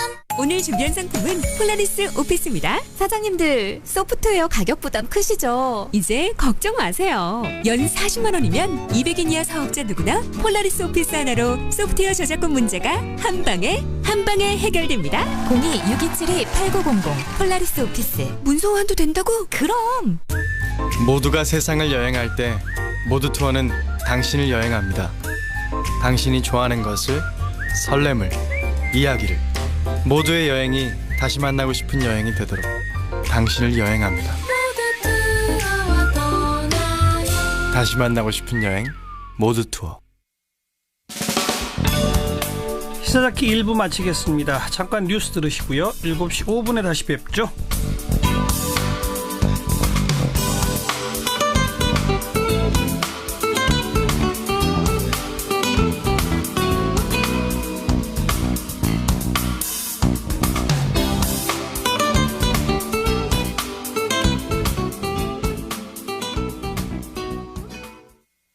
CBS 1분 기상정보입니다. 수능 예비 소집일인 내일 추위는 조금 주춤하겠지만 또다시 눈비 소식이 있습니다. 내일 새벽 경기 북부 지역을 시작으로 낮에는 중서부와 호남, 경북 북부 내륙 지역에서 비나 눈이 내린 뒤 오후에 점차 날이 개겠고 제주 지역에서도 내일 오전 한때 비나 눈이 내리는 곳 있겠습니다. 그리고 불청객인 황사가 다시 찾아오겠는데요. 내일 중서부 지역은 내일 이른 오후까지, 또 남부와 제주권에서는 내일 저녁까지 이 황사 때문에 미세먼지 농도가 높게 나타나는 곳이 있겠습니다. 이런 가운데 내일 아침 기온 춘천 영하 2도, 청주와 대구 영상 1도, 서울과 광주 3도로 출발하겠고 낮 최고 기온 서울 12도를 비롯해 대전과 광주 11도, 포항 13도의 분포로 오늘보다 또 평년과 비슷해서 추위가 주춤하겠습니다. 하지만 수능일인 목요일에는 서울이 영하 3도까지 떨어지는 등 또다시 찬바람을 동반한 추위가 찾아오겠습니다. 1분 기상정보 포스코와 함께합니다. 아저씨 브레이크가 자꾸 밀려요. 사모님 문제는 브레이크 패드. 어떤 제품 좋아요? 뭐가 더 안전해요? 하드론 모두가 하드론. 당신을 지킵니다. 프리미엄 브레이크 패드. 하드론. 브레이크는 역시 상신 브레이크. 안녕하세요. CBS 아나운서 김윤주입니다. 해외 취업 시장에 관심을 가지는 청년들이 늘고 있습니다. 일본은 최근 경기 회복세에 힘입어 일자리가 1인당 1.5개나 되지만 고령화로 심각한 구인난을 겪고 있고요. 4차 산업혁명 선도국 독일 역시 전문 인력이 부족해 IT나 엔지니어 등의 직종에서 많은 인력을 필요로 하고 있습니다. 우리 청년들이 꿈의 무대를 넓혀 세계를 이끌어가는 주역이 되기를 기대합니다. 이 캠페인은 실력 중심 사회를 만드는 한국산업인력공단이 함께합니다. 끝없이 줄 수만도 도중에 놓을 수도 없습니다. 월드비전이 찾은 답은 자립마을 프로젝트. 후원이 끝나도 마을 스스로 아이를 돌볼 수 있도록. 잘 가요 월드비전. 진정한 후원은 후원이 끝나게 하는 것입니다. 월드비전. 농사만 열심히 짓는다고 잘 되는 건 아닌 것 같아. 수입 농산물이 들어오니 가격도 떨어지고 온라인으로 어떻게 팔아야 될지도 모르겠어. 그래서 우리 경기도에는 경기농식품유통진흥원이 있잖아. 경기농식품유통진흥원? 그래. 경기도 농민들이 걱정 없이 생산에만 전념할 수 있도록 직거래며 사이버 장터도 열어주고 도와준대. 이름 그대로 농식품 유통에 대한 전체적인 관리를 해준다는 거지. 농식품 유통 전문기관 경기농식품유통진흥원이 안심 먹거리, 행복한 소비로 농가 소득을 이끌겠습니다. 경기농식품유통진흥원은 경기도민과 함께합니다. 선생님, 시도 때도 없이 찾아가고 싶습니다. 이해합니다. 처음엔 그냥 출장을 자주 가서 그런가 보다 했습니다. 보통 그렇게 시작을 하죠. 근데 자꾸 다른 매력이 느껴지는 거예요. 그러실 수 있습니다. 이번만 가고 말아야지, 오늘로 끝내야지 하면서도 자꾸만. 아, 그렇게 매력적인가요? 그럼요. 첨단 산업의 예술과 문화, 아름다운 풍경까지 없는 게 없다니까요. 아니, 지금 무슨 말씀 하시는 건가요? 울산 얘긴데요. 자꾸만 찾게 되는 여행의 중독. 울산이 죄송합니다. 처음엔 궁금해서 가봤습니다. 보통 그렇게 시작을 하지요. 울산광역시. 지금 내가 귀를 기울이고 있는 건 너의 이야기와 레인보우에서 흐르는 음악. 또 하나는 바로 레인보우 광고. 높은 청취율의 CBS 인터넷 라디오 레인보우. 레인보우의 광고를 전해보세요. 검색창에 레인보우 광고. 이야기와 음악이 있는 방송. 청취율이 높은 CBS 인터넷 라디오 레인보우에서 7시를 알려드립니다.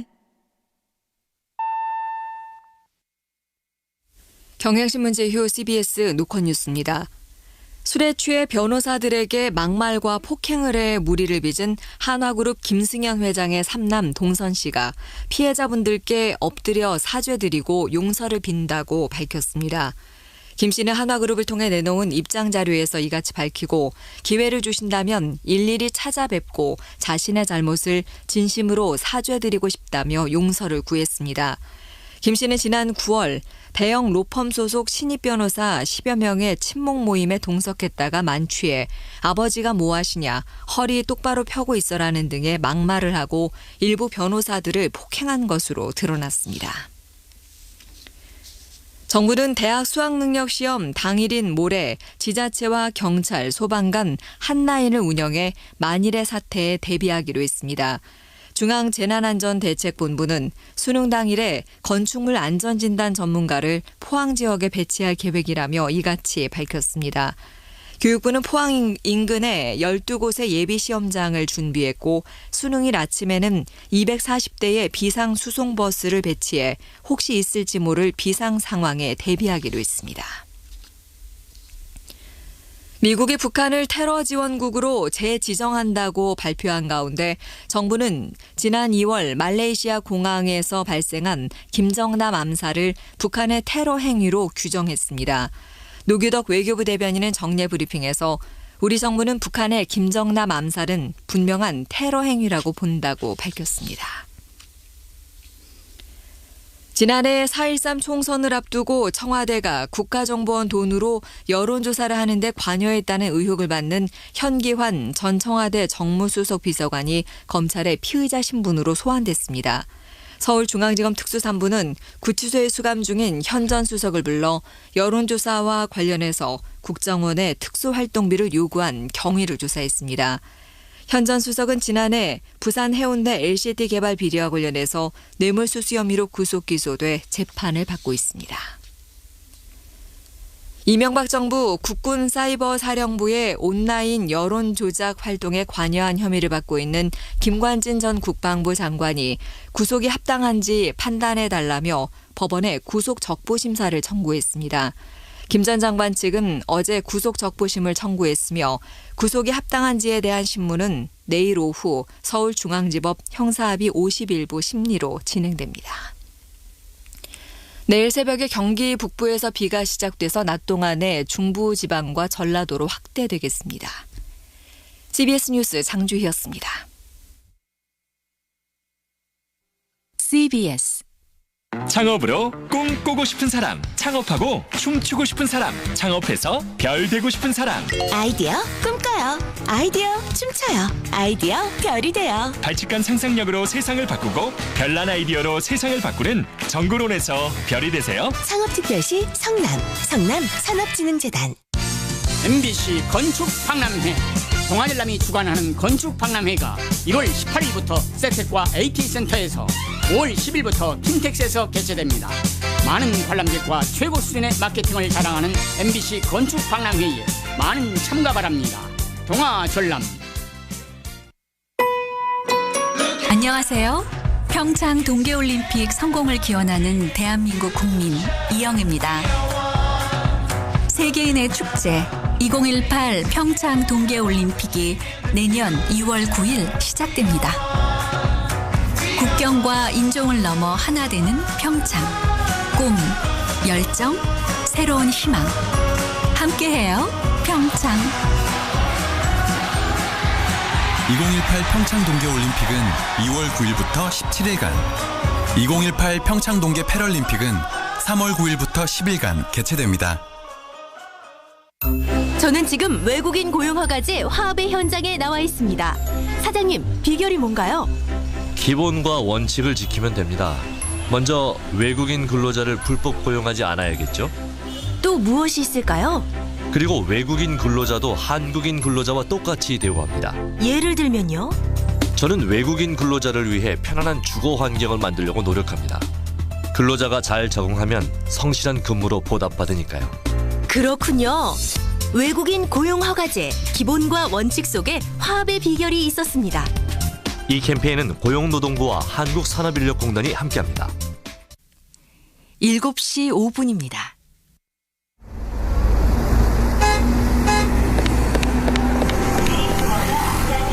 퇴근길에 만나는 알찬 뉴스 정보, 한림국제대학원대학교 정관용 교수가 진행하는 시사자키 정관용입니다.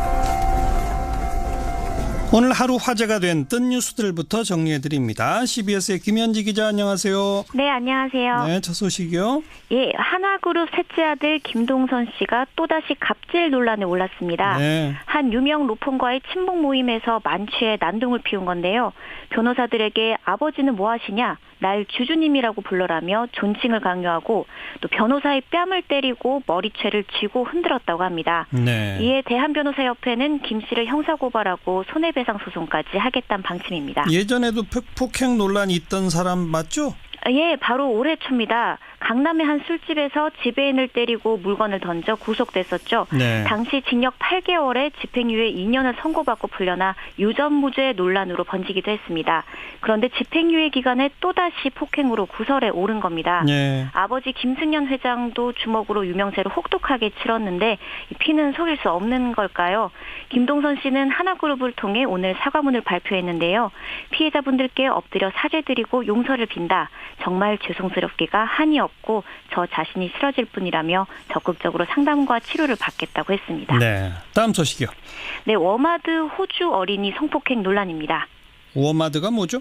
예, 오늘 종일 실시간 검색어 순위에 있었는데요. 우먼과 노마드를 합성한 단어로 주로 진취적인 여성을 뜻할 때 쓰였는데 네. 지금 논란이 된 워마드는 속칭 남성 혐오 사이트입니다.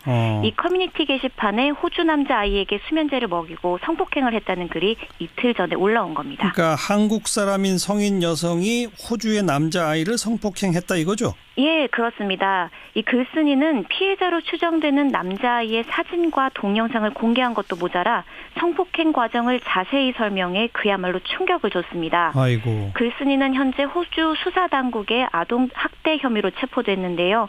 오늘 오전 재판이 있었고 피의자는 범죄 혐의에 대해 소명했다 합니다. 결과는 아직 나오지 않았고요. 네. 자, 다음 뉴스요. 네, 이제 정부가 관련형 담배 값을 올리기로 했습니다. 이 관련형 담배는 얇은 종이를 말아서 만든 이 진짜 담배처럼 생긴 전자담배인데요. 전자담배. 예. 요거를 이제 담배세를 추가 인상하겠다고 국회가 나선 겁니다. 네. 만약 국회 심의가 통과되면 다음 달부터 그러니까 당장 나흘 뒤부터 이 담배값이 1,739원에서 2,986원으로 오르는데요. 네. 이 때문에 벌써 사재기 현상이 나타나는가 하면 누리꾼들의 찬반 논란도 뜨겁습니다. 처음 담배세 인상한다고 했을 때랑 비슷한 논란이겠네요. 네, 이 사실 관련형 전자담배도 일반 담배처럼 온갖 발암물질이 포함됐다는 주장이 제기돼 한동안 시끄럽기도 했었는데요. 이 비흡연자들은 전자담배도 일반 담배랑 똑같이 해롭다는데 세금을 달리 매기면 그게 이상한 것 아니냐. 예. 또 세금 비중 올라간다고 제품값을 올리면 정부가 아니라 회사를 욕할 일이라면서 옹호했습니다. 예. 하지만 A형가들은 이 몸에 덜 해롭고 이웃에게 피해주기도 싫어 관련형 담배로 갈아타자마자 빛의 속도로 세금이 올라간다면서 반발하는데요. 네. 또 관련형 담배의 유해성 논란 때도 확실한 근거가 부족했던 터라 이 세금 올리려고 미리부터 연막 작전을 쓴 것 아니냐며 이 강한 불만을 나타내기도 했습니다. 네, 여기까지 수고하셨어요. 예, 감사합니다. 김현지 기자였습니다.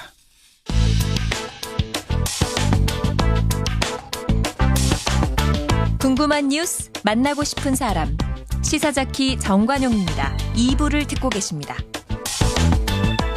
오늘 경북 성주 사드기지 앞에서 150여 명의 주민들과 5천여 명의 경찰 병력이 충돌했습니다. 이 공사 차량, 공사 장비 대규모로 반입하는 과정에서 충돌이 벌어졌고 20-30명 부상자도 나왔다고 그러네요.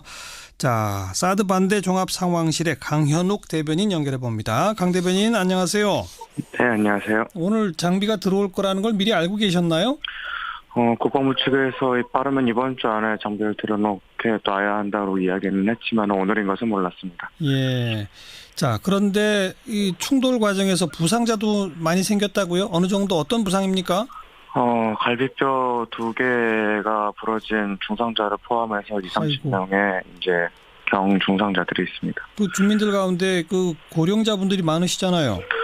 예, 고령자분들 많으시고요. 그분들께서 뭐 병원을 직접 찾지는 않으셔도 경찰 조금만 부딪히셔도 금방 아프시기 때문에 모두 힘드신 사정입니다. 예.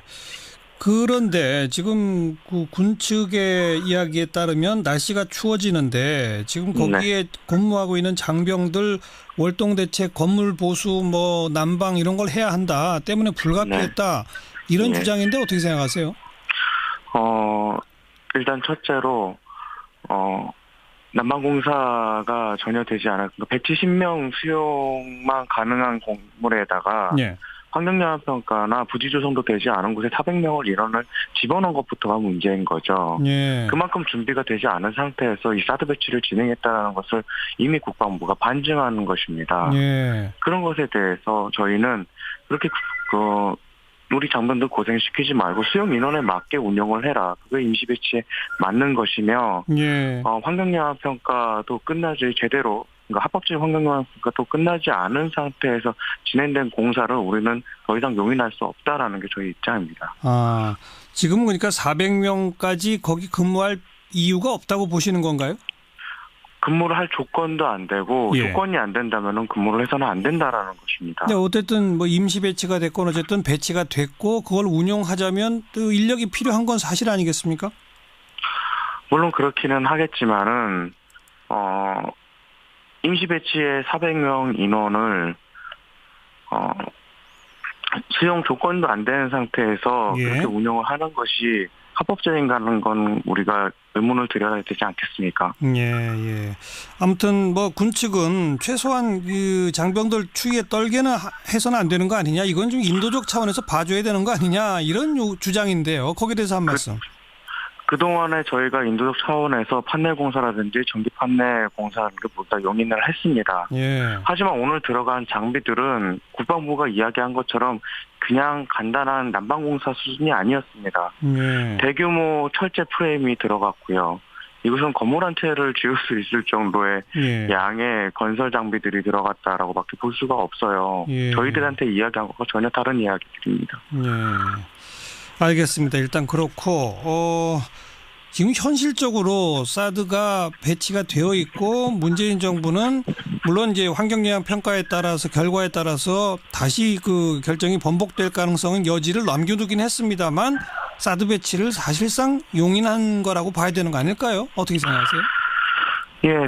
문재인 정부는 현재 이중적인 입장을 취하고 있죠. 임시 배치라고 이야기를 하면서 사실상 배치 수순을 밟고 있죠. 저희도 그렇게 보고 있습니다. 이런 상황에서 정말 사드 배치를 막아낼 수 있을까요? 사드 배치를 막아낼 수 있다라는 믿음도 당연히 있지만은 저 사드를 끝까지 이 땅에서 뽑아낼 수 있다라는 믿음에서 운동을 하고 있습니다. 언제 어떻게 뽑아낼 수 있다고 보세요? 그것은 뽑아내줬을 때 저희가 뽑아내줄 때까지 끝까지 투쟁을 하면은 결과가 나오겠죠. 지금 지난 8월 달에 청와대 사회혁신수석실에서 성주 찾아갔었고 며칠 전인 11일 날 김부겸 장관도 성주 찾아가서 주민들 만났었죠? 예, 맞습니다. 김부겸 장관은 만나지 않았습니다. 그 면담 거부했습니다. 그랬어요? 그러면 이제 정부와 이 반대 주민들 사이의 대화도 지금 중단된 상태입니까? 중단됐다기보다는 저희가 지금 현재는 거부하고 있는 상태라고 봐야 됩니다. 그냥 거부가 아니고 그동안에 저희가 여러 루트 국방부라든가 시민사회혁신수석실 그리고 비서실 등을 통해서 저희의 요구사항들을 분명 전달을 했습니다. 그동안에 배치 절차 과정에서 있었던 모든 불법적인 부분들을 투명하게 조사하고 관계자들을 처벌할 것.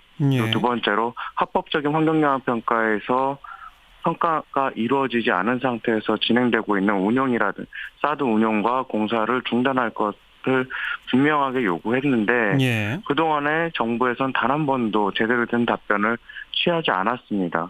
예. 그냥 주민들의 의견을 청취하였다라고 하는 그냥 정치적 입장만을 그들의 정치적 입장만을 그냥 가져갔을 뿐이죠. 이득만을 취했을 뿐이죠. 예. 그런 상태에서 저희가 또다시 김부겸장관을 만나서 어떤 보상책이라는 기만 행위로 그러니까 효용성도 없고 저희가 요구하지도 않은 보상책이라는 것을 들고 와서 예. 주민들을 기만하고 그리고 그냥 답변만 들었다라고 하는 것 입장만을 가져가는 것에 더 이상 저희들은 휘둘릴 예.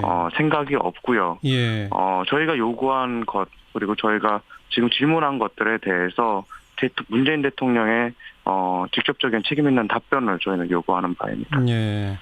근데 아무튼 사태가 이렇게 쭉 굴러가면서 성주 인근 마을 주민들 사이에서도 좀 반대 운동의 동력이 상당히 떨어졌다 이런 보도들이 있었는데 그렇지 않은가요? 사드 인근 마을의 주민들의 반대는 떨어진다라고 하는 것은 사실 그렇게는 보기는 힘들 것 같아요. 네. 함께하고 있는 분들은 지금 끝까지 함께하고 있고요. 반대하고 찬성하는 분들도 일부 있었죠. 네. 그나저나 지금 갈비뼈 2대 부러지신 분까지 있다는데 입원 몇 분이 입원하셨습니까? 어때요 상태가? 지금 입원하신 분은 한 분 중상자 한 분입니다. 예. 그 뼈 부러지신 그분을 지금 말씀하시는 거죠? 혹시 네, 맞습니다. 생명위독 이런 건 아닌 거죠? 아직 그 정도는 아닙니다. 그나마 다행이군요. 네. 예, 여기까지 말씀드릴게요. 고맙습니다. 네, 감사합니다. 사드 반대 종합상황실 강현욱 대변인이었습니다.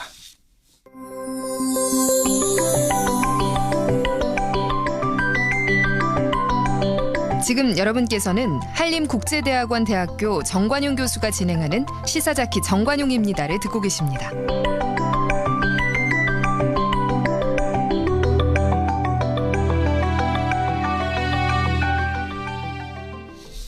네, 사운드 오브 뉴스. 오늘의 뉴스를 소리로 먼저 들어보는 그런 코너죠. 자, 김민아 기자 어서 오십시오. 안녕하세요. 네, 오늘 들어볼 소리는요. 홍정학 중소벤처기업부 장관이 오늘 임명됐는데 문재인 대통령의 당부와 각 당 반응 한번 들어보시겠습니다.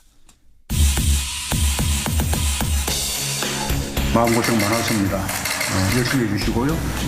또 반대가 많았던 장관님들이 오히려 더 잘한다. 이런 말도 야당들도 양해해 주시기를.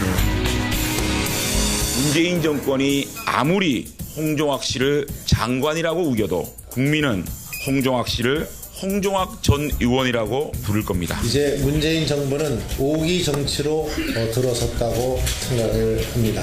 이제 이런 오기 정치로 인해서 협치라는 말은 문재인 정부의 제1호 거짓말로 정치사에 남을 것이다. 차관급 이상 고위공직자 낙마 7명, 국회 청문회 보고서 채택 없이 임명 강행한 장관은 5명입니다. 가히 인사 참사 수준입니다. 네, 문 대통령의 당부 이야기 후에 나온 목소리 누구죠? 자유한국당 장제원 수석 대변인 그리고 정우택 원내대표였고요. 그리고 마지막에 국민의당 김철근 대변인이었습니다. 네. 이외에 이제 바른정당도 바람직하지 못한 임명이다라고 좀 부정적 입장을 내비쳤는데요. 이렇게 좀 야삼당이 모두 부정적인 입장인데 특히 자유한국당은 그 중에서도 가장 반발이 심합니다. 오기 정치다라면서 조국 민정수석과 조현옥 인사수석에 대한 문제 제기를 좀 키우려는 그런 의도까지도 보이고 있습니다. 네. 특히 조국 민정수석은 공수처 도입과 관련해서도 앞으로 공격을 받게 될 가능성이 큰 상황이고요. 이 예산국회 앞두고 이 홍정학 장관 임명을 계기로 해서 야삼당이 대여전선 이걸 형성할 재료가 되는 효과 이것도 있을 것 같습니다. 네, 홍정학 장관은 바로 취임식 갖고 업무 시작했다면서요? 오늘 임명장 받고부터 바로 국무회의에 참여했고요. 앞서 문재인 대통령 발언도 이 국무회의 자리에서 나온 것이었거든요. 네, 오후에 홍정학 장관의 취임식에서는 대기업과 중소기업이 더불어 발전하는 상생 협력 환경을 조성하고 소상공인, 자영업자, 중소기업, 벤처기업의 수호천사가 되겠다 이런 이제 입장을 밝혔습니다. 또 기술혁신형 창업, 제2의 벤처붐을 조성을 하는데 앞장서겠다 이런 포부도 밝혔고요. 네. 언론은 이제 그 홍정학 장관이 장하성 청와대 정책실장 그리고 김상조 공정거래위원장과 함께 이 경제정책에 대한 철학을 공유하면서 개혁적인 정책 행보를 함께할 것이다 이렇게 예상하고 있습니다. 오늘 국무회의가 있었다고요? 그렇습니다. 중요하게 다뤄진 문제가 있나요? 문재인 대통령이 포항 지진과 수능 시험의 차질 없는 후속 대책 이것을 다시 한번 당부했고요.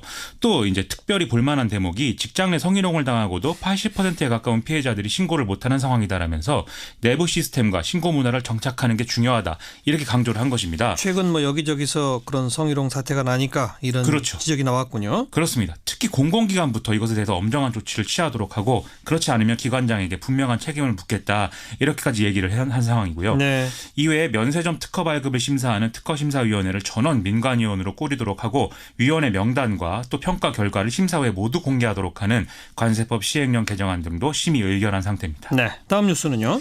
포항 지진 관련 여러 보도가 나오고 있는데요. 지금 가장 불안한 대목이 진앙지 인근에서 뭐 이른바 액상화로 추정되는 현상이 일어나서 집안 약화가 우려된다. 이 부분 아니겠습니까? 그래요. 이 정부가 그제부터 현장 조사를 실시하고 있는데 결과가 나올 때까지 한 달이 걸릴 것으로 예상이 된다. 이런 뉴스가 전해지고 있습니다. 네.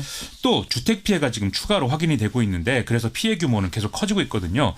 정부는 일단 진앙지 인근 주택들에 대한 1단계 안전점검을 진행하고 있는 상황인데 오늘부터 민간 전문가 24명을 추가로 투입해서 총 150명으로 조사 규모를 늘리기로 했다. 이런 소식입니다. 예. 그리고 이제 부상자들도 계속 늘어나고 있는 상황인데요. 지금까지 거의 90명이 응급실을 찾았고 이 중 15명은 입원 치료를 받고 있는 상황인데 이 중에 중상자가 한 명 있다고 합니다. 낙석으로 인해서 머리를 다쳐서 수술을 받고 의식 회복을 못하고 있다고 합니다. 아니 부상자가 뒤늦게 이렇게 늘어나는 이유가 뭐예요? 가슴 통증 뭐 이런 심리적 증상을 호소하는 주민이 늘어났기 때문이다라는 게 중앙재난안전대책본부의 설명입니다. 예. 정부는 지난해 경주 지진과 좀 비교를 해볼 때 진앙지의 깊이가 얕아서 체감 충격이 더 컸다. 그렇기 때문에 심리 지원의 필요성도 지금 더 큰 상황이다. 이렇게 판단하고 있다고 하는데요. 해야죠. 따라서 이재민뿐만 아니라 일반 주민에 대해서도 재난 심리 지원을 확대하겠다. 이런 방침입니다. 이런 지진이 서울 같은 대도시에서 일어나면 어떡하느냐 이런 불안감도 지금 커지고 있지 않습니까? 그렇습니다. 특히 포항 지역의 학교가 피해를 입은 상황을 보면서 이게 서울은 괜찮겠는가 이런 의구심을 가지는 사람들이 많은데요. 네. 오늘 중앙일보 보도를 보면은 서울시의 내진 대상 학교 건물 3,609동 중에 내진 설계가 되어 있는 곳은 26.5%에 불과했다라고 합니다. 예. 이 더 심각한 점은요. 재난 발생 긴급 대피 시설로 지정된 학교 상당수의 내진 설계가 되어 있지 않다라는 건데요. 아니 대피 시설로 지정된 학교가 내진이 아니다. 그렇죠.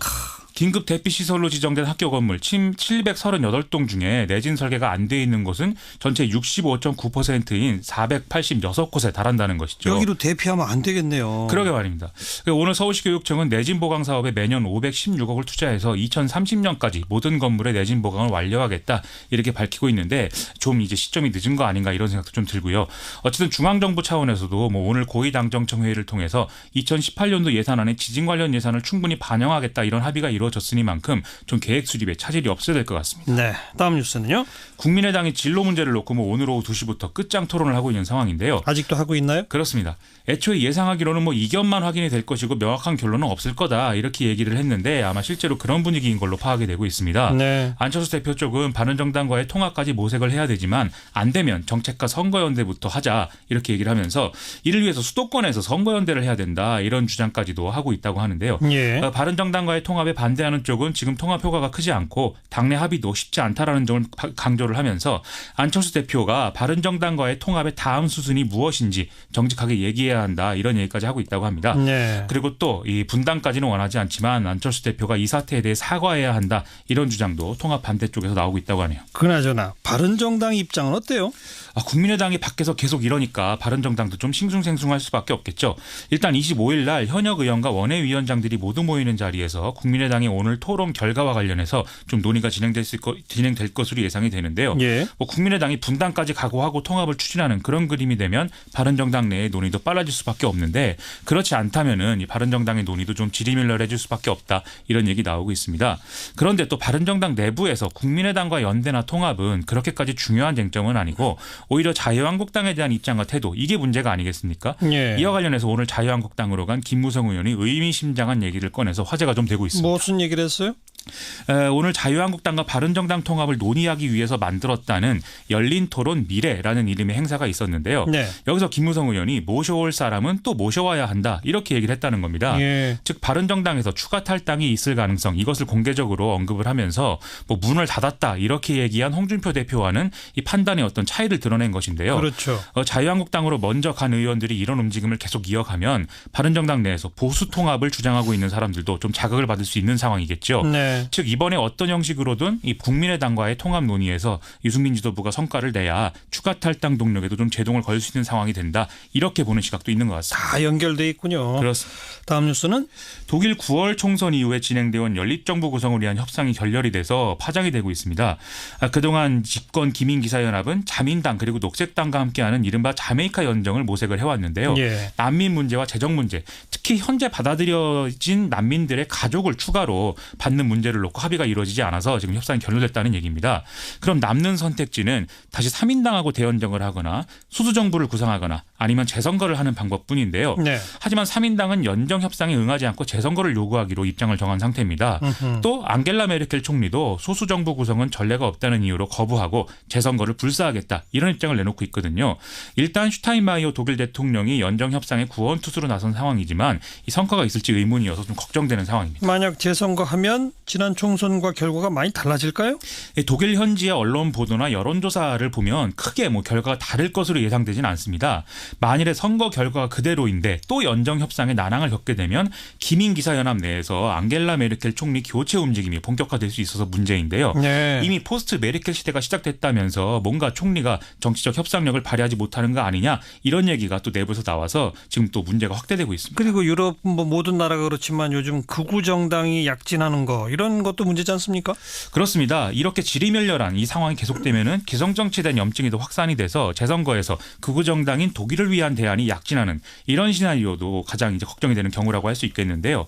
유럽연합과 유로존의 심장인 독일에서 극우 정당의 영향력이 이렇게 확대되면 결국 독일판 브렉시트가 현실화될 수 있다. 이런 우려까지 나와서 걱정입니다. 예. 독일의 유럽연합 내에서 영향력 감소는 영국과는 비교할 수 없을 정도의 충격을 야기할 수 있기 때문에 좀 대비가 필요한 거 아닌가 이런 생각이 듭니다. 일단 재선거로 진짜 가는지 좀 지켜봐야 되겠네요. 그렇습니다. 수고하셨어요. 고맙습니다. 김민아 기자였습니다.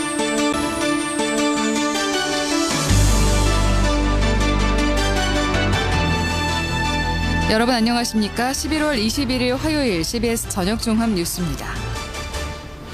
문재인 대통령이 홍종학 중소벤처기업부 장관을 임명하며 새 정부 출범 6개월여 만에 1기 내각 구성을 마무리했습니다.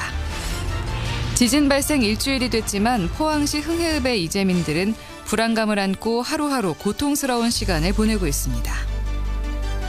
박근혜 정부가 강행한 국정역사교과서 홍보 작업에 청와대와 전직 새누리당 관계자가 적극 개입한 것으로 드러났습니다. 경북 성주 사드 부지로 공사 차량 수십 대가 들어가는 과정에서 주민과 경찰 간의 충돌이 빚어져 수십여 명이 다쳤습니다.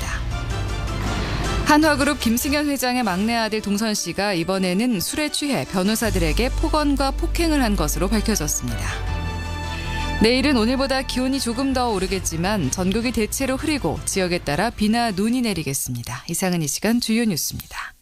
피곤하다더니 피로회복제 마시는 거예요? 에이 이거 마셔봐요. 구론산 어마어마하죠. 큰일 났는데 큰 거 마셔야죠. 요즘 큰 피로는 구론산 마셔야 풀리거든요.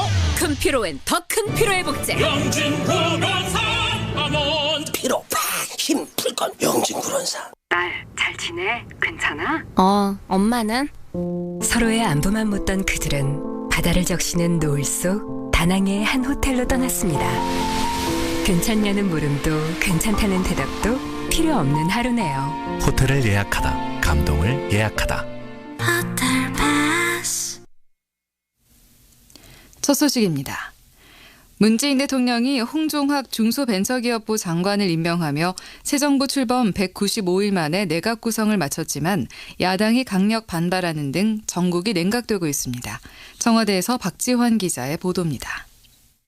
문재인 대통령이 홍종학 중소벤처기업부 장관에게 임명장을 수여하면서 새 정부 1기 내각이 완성됐습니다.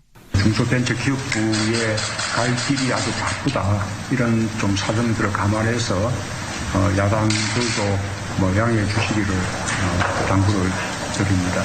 초대 중기부 장관에 취임한 홍 장관은 문재인 정부 들어 국회 청문 보고서 채택 없이 임명된 5번째 장관급 고위 공직자가 됐습니다.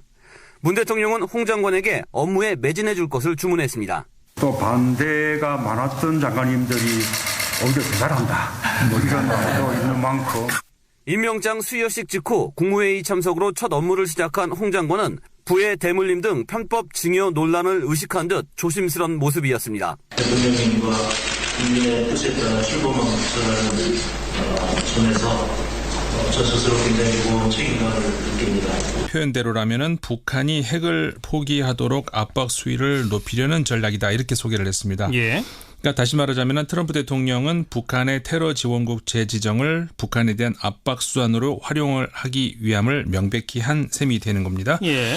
그동안에 그 김정은에 대해서 사라져버리게 만들겠다. 그랬다가 햄버거를 먹으면서 대화를 하겠다. 화염, 분노했다가 언젠가는 친구가 될지 누가 아나. 그러니까는 냉온탕을 왔다 갔다 했는데 이번에 다시 냉탕으로 온 셈입니다. 네, 냉탕, 온탕, 냉탕, 온탕. 이번에 다시 냉탕. 네. 그러니까 도저히 뭐 믿을 수 없다 이런 건가요? 그렇죠. 그러니까 뉴욕타임즈 이번 보도에서도 트럼프 대통령 이번 조치로 인해서 북한을 핵 협상으로 복귀시킬 그 어떤 새롭고 강력한 영향력을 행사할 수 있을지 아니면은 둘 사이에 그러니까 김정은 위원장과 둘 사이의 설전의 연장일지 확실치 않다 이렇게 평가를 했거든요. 네. 그러니까 한마디로 말해서 북한을 테러 지원국으로 재지정한 이유, 명분, 실리 이걸 어떻게 설명할 것인가 따져봐야 되는데 과거 그 87년도였죠. 우리나라 국적의 항공기를 폭파시켜서 그 탑승객 전원이 사망하게 만들었던 그 북한의 테러 만행. 예. 그 이후에 북한이 테러 지원국 목록에 올랐지 않습니까? 그랬었죠. 그러다가 2008년 북한의 핵 프로그램 동의를 이끌어내기 위해서 미국 부시 대통령이 그 테러 지원국에서 이제 북한을 빼준 거고. 예. 그래서 테러 지원국에서 북한을 뺀 이유가 북핵 타결을 위한 것이었다면은 다시 테러 지원국 재지정이 핵 타결을 위해서 도움이 된다거나 아니면은 적어도 별 도움이 안 되니까 원상복귀하겠다거나 이래야 되는데 이번 테러 지원국 재지정이 과연 북한으로 하여금 핵을 포기하게 만들 것인가? 이 신문에 따르면요, 그 존 볼튼 전 유엔 대사 좀 강경파죠. 예. 트럼프 대통령 이번 조치를 거기에 대해서 일단 환영한다. 근데 다만 그렇다고 김정은이 협상 테이블로 그렇다고 해서 나오지는 않을 것이다. 이렇게 말했다고 하거든요. 예. 그러니까 이 논리를 따르자면은 이번 미국의 북한 테러 지원국 재지정은 원래 테러 지원국이었기 때문에 재지정한 것이지 북한 해결에 도움은 되지 않는다. 이렇게 정리할 수 있다는 거죠. 북핵과 관련 없이 테러를 지원했으니 지정해야 된다. 그냥 이런 거다. 네. 지난 2월 달 왜 그 김정남 피살 사건이 있었잖아요. 바로 그때 이후로 북한을 테러 지원국으로 재지정해야 한다는 목소리들이 많이 나온 거 아닙니까? 그렇죠. 그때 많이 나왔었는데 이제 다만 문제는 뭐냐면은 이번 테러 지원국 재지정의 이유로 아까 제가 좀 전에 말씀드렸던 것처럼 트럼프 대통령이 북핵 문제 해결을 위한 압박을 가하기 위한 것이다. 이렇게 설명을 했다는 데 있다는 거죠. 예. 요컨대 본질을 정확하게 보기 위해서 이제 서로 다른 두 사안을 혼동하지 말아야 된다는 건데요. 네. 그 2월 달 그 김정남 살해 사건 당시에는 가만히 있다가 이번에 북핵 문제 해결을 위해서 테러 지원국 문제를 같이 엮게 되면은 과연 테러 지원국 지정으로서의 설득력 그리고 또 그 북한 위기 해결책으로서의 설득력 이 효과가 있겠느냐는 거죠. 네. 실제 뉴욕타임스도 이와 관련해서 북한이 지난 9월 15일 이후에 미사일 도발을 하지 않고 있는데 실제로 올해 들어서 북한이 말썽을 일으키지 않은 가장 긴 시간이 지금까지 이어지고 있는 거거든요. 그렇죠. 예.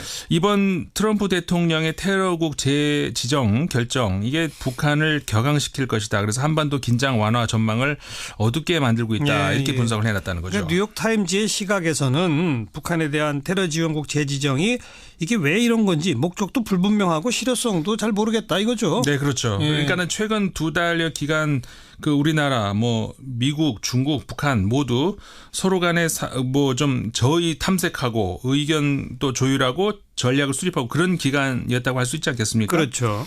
북한도 어쨌든 이후에 어쨌든 간에 그 미사일 발사를 좀 하지 않고 있었고 중국도 대북 특사를 미국과의 정상회담 이후로 지금 미룬 것으로 보이지 않습니까? 미국도 또 동북아 각국 정상을 이제 트럼프 대통령이 직접 모두 만났고 그래서 이제 본국으로 돌아가서 첫 발표한 조치가 이번에 그 북한의 테러 지원국 재지정이라는 조치를 한 것이 과연 전략적으로나 명분상으로 이렇게 좀 적절했을까 이런 의구심이 든다는 거죠.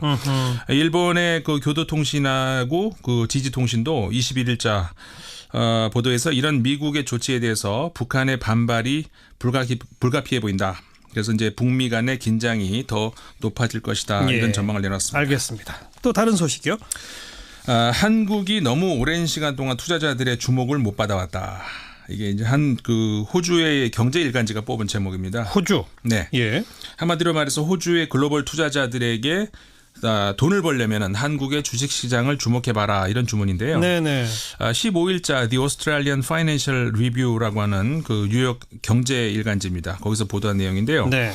한국의 주식과 채권은 보통 초고액 순자산가들, 보통 UHNW라고도 하죠.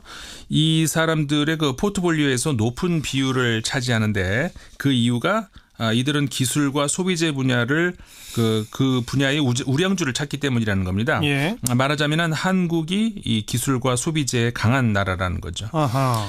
그래서 얼핏 생각하면은 한국이 이 북한 위협이라든가 국내 정치 스캔들, 대통령 탄핵, 삼성 부회장 구속, 또 이 동북아 지역에서 중국의 공격적인 행보 이런 것들로 해서 상당히 좀 불안해 보일 수 있는 나라인데 예. 그렇지 않다는 거죠. 그래서 이제 올해 초부터 지금까지 코스피 종합지수가 26%의 수익률을 웃돌았다 이렇게 이 신문이 이제 전하고 있습니다. 실제로 그렇게 많이 올랐죠. 네. 뭐 상당히 우리 경제를 좋게 보는 반가운 기사네요. 투자할 그렇죠. 가치가 많은 나라다는 거 아닙니까? 네, 그렇죠. 예. 보통 순수익에 대한 그 주식 가격, 그러니까는 주가 수익 비율이 낮은 투자가 이익이 발생한다 이렇게 봤을 때, 그러니까 이 신문에 따르면은 한국 코스피 그 종합 주가의 강력한 수익 모멘텀에 비해서 초고액 순자산가를 위한 전망치에서 보는 한국의 주가 수익 비율이 9.5배 저평가되고 있다는 겁니다. 예. 그리고 또 하나가 이제 아시아 신규 시장의 2017년 그 3분기 성장이 반등했고 특히 한국의 9월달 수출 성장률이 크게 성장을 했는데 제가 실제로 이 신문에서 인용한 그 CEIC라고 하는 그 유럽 연구소인데요. 여기서 제공한 그래프 자료를 봤는데 네. 그 아시아 국가들의 2017년 후반기 수출이 이제 크게 성장을 하고 있는데 거기에 비해서 한국의 성장폭이 훨씬 크게 나오고 있거든요. 네.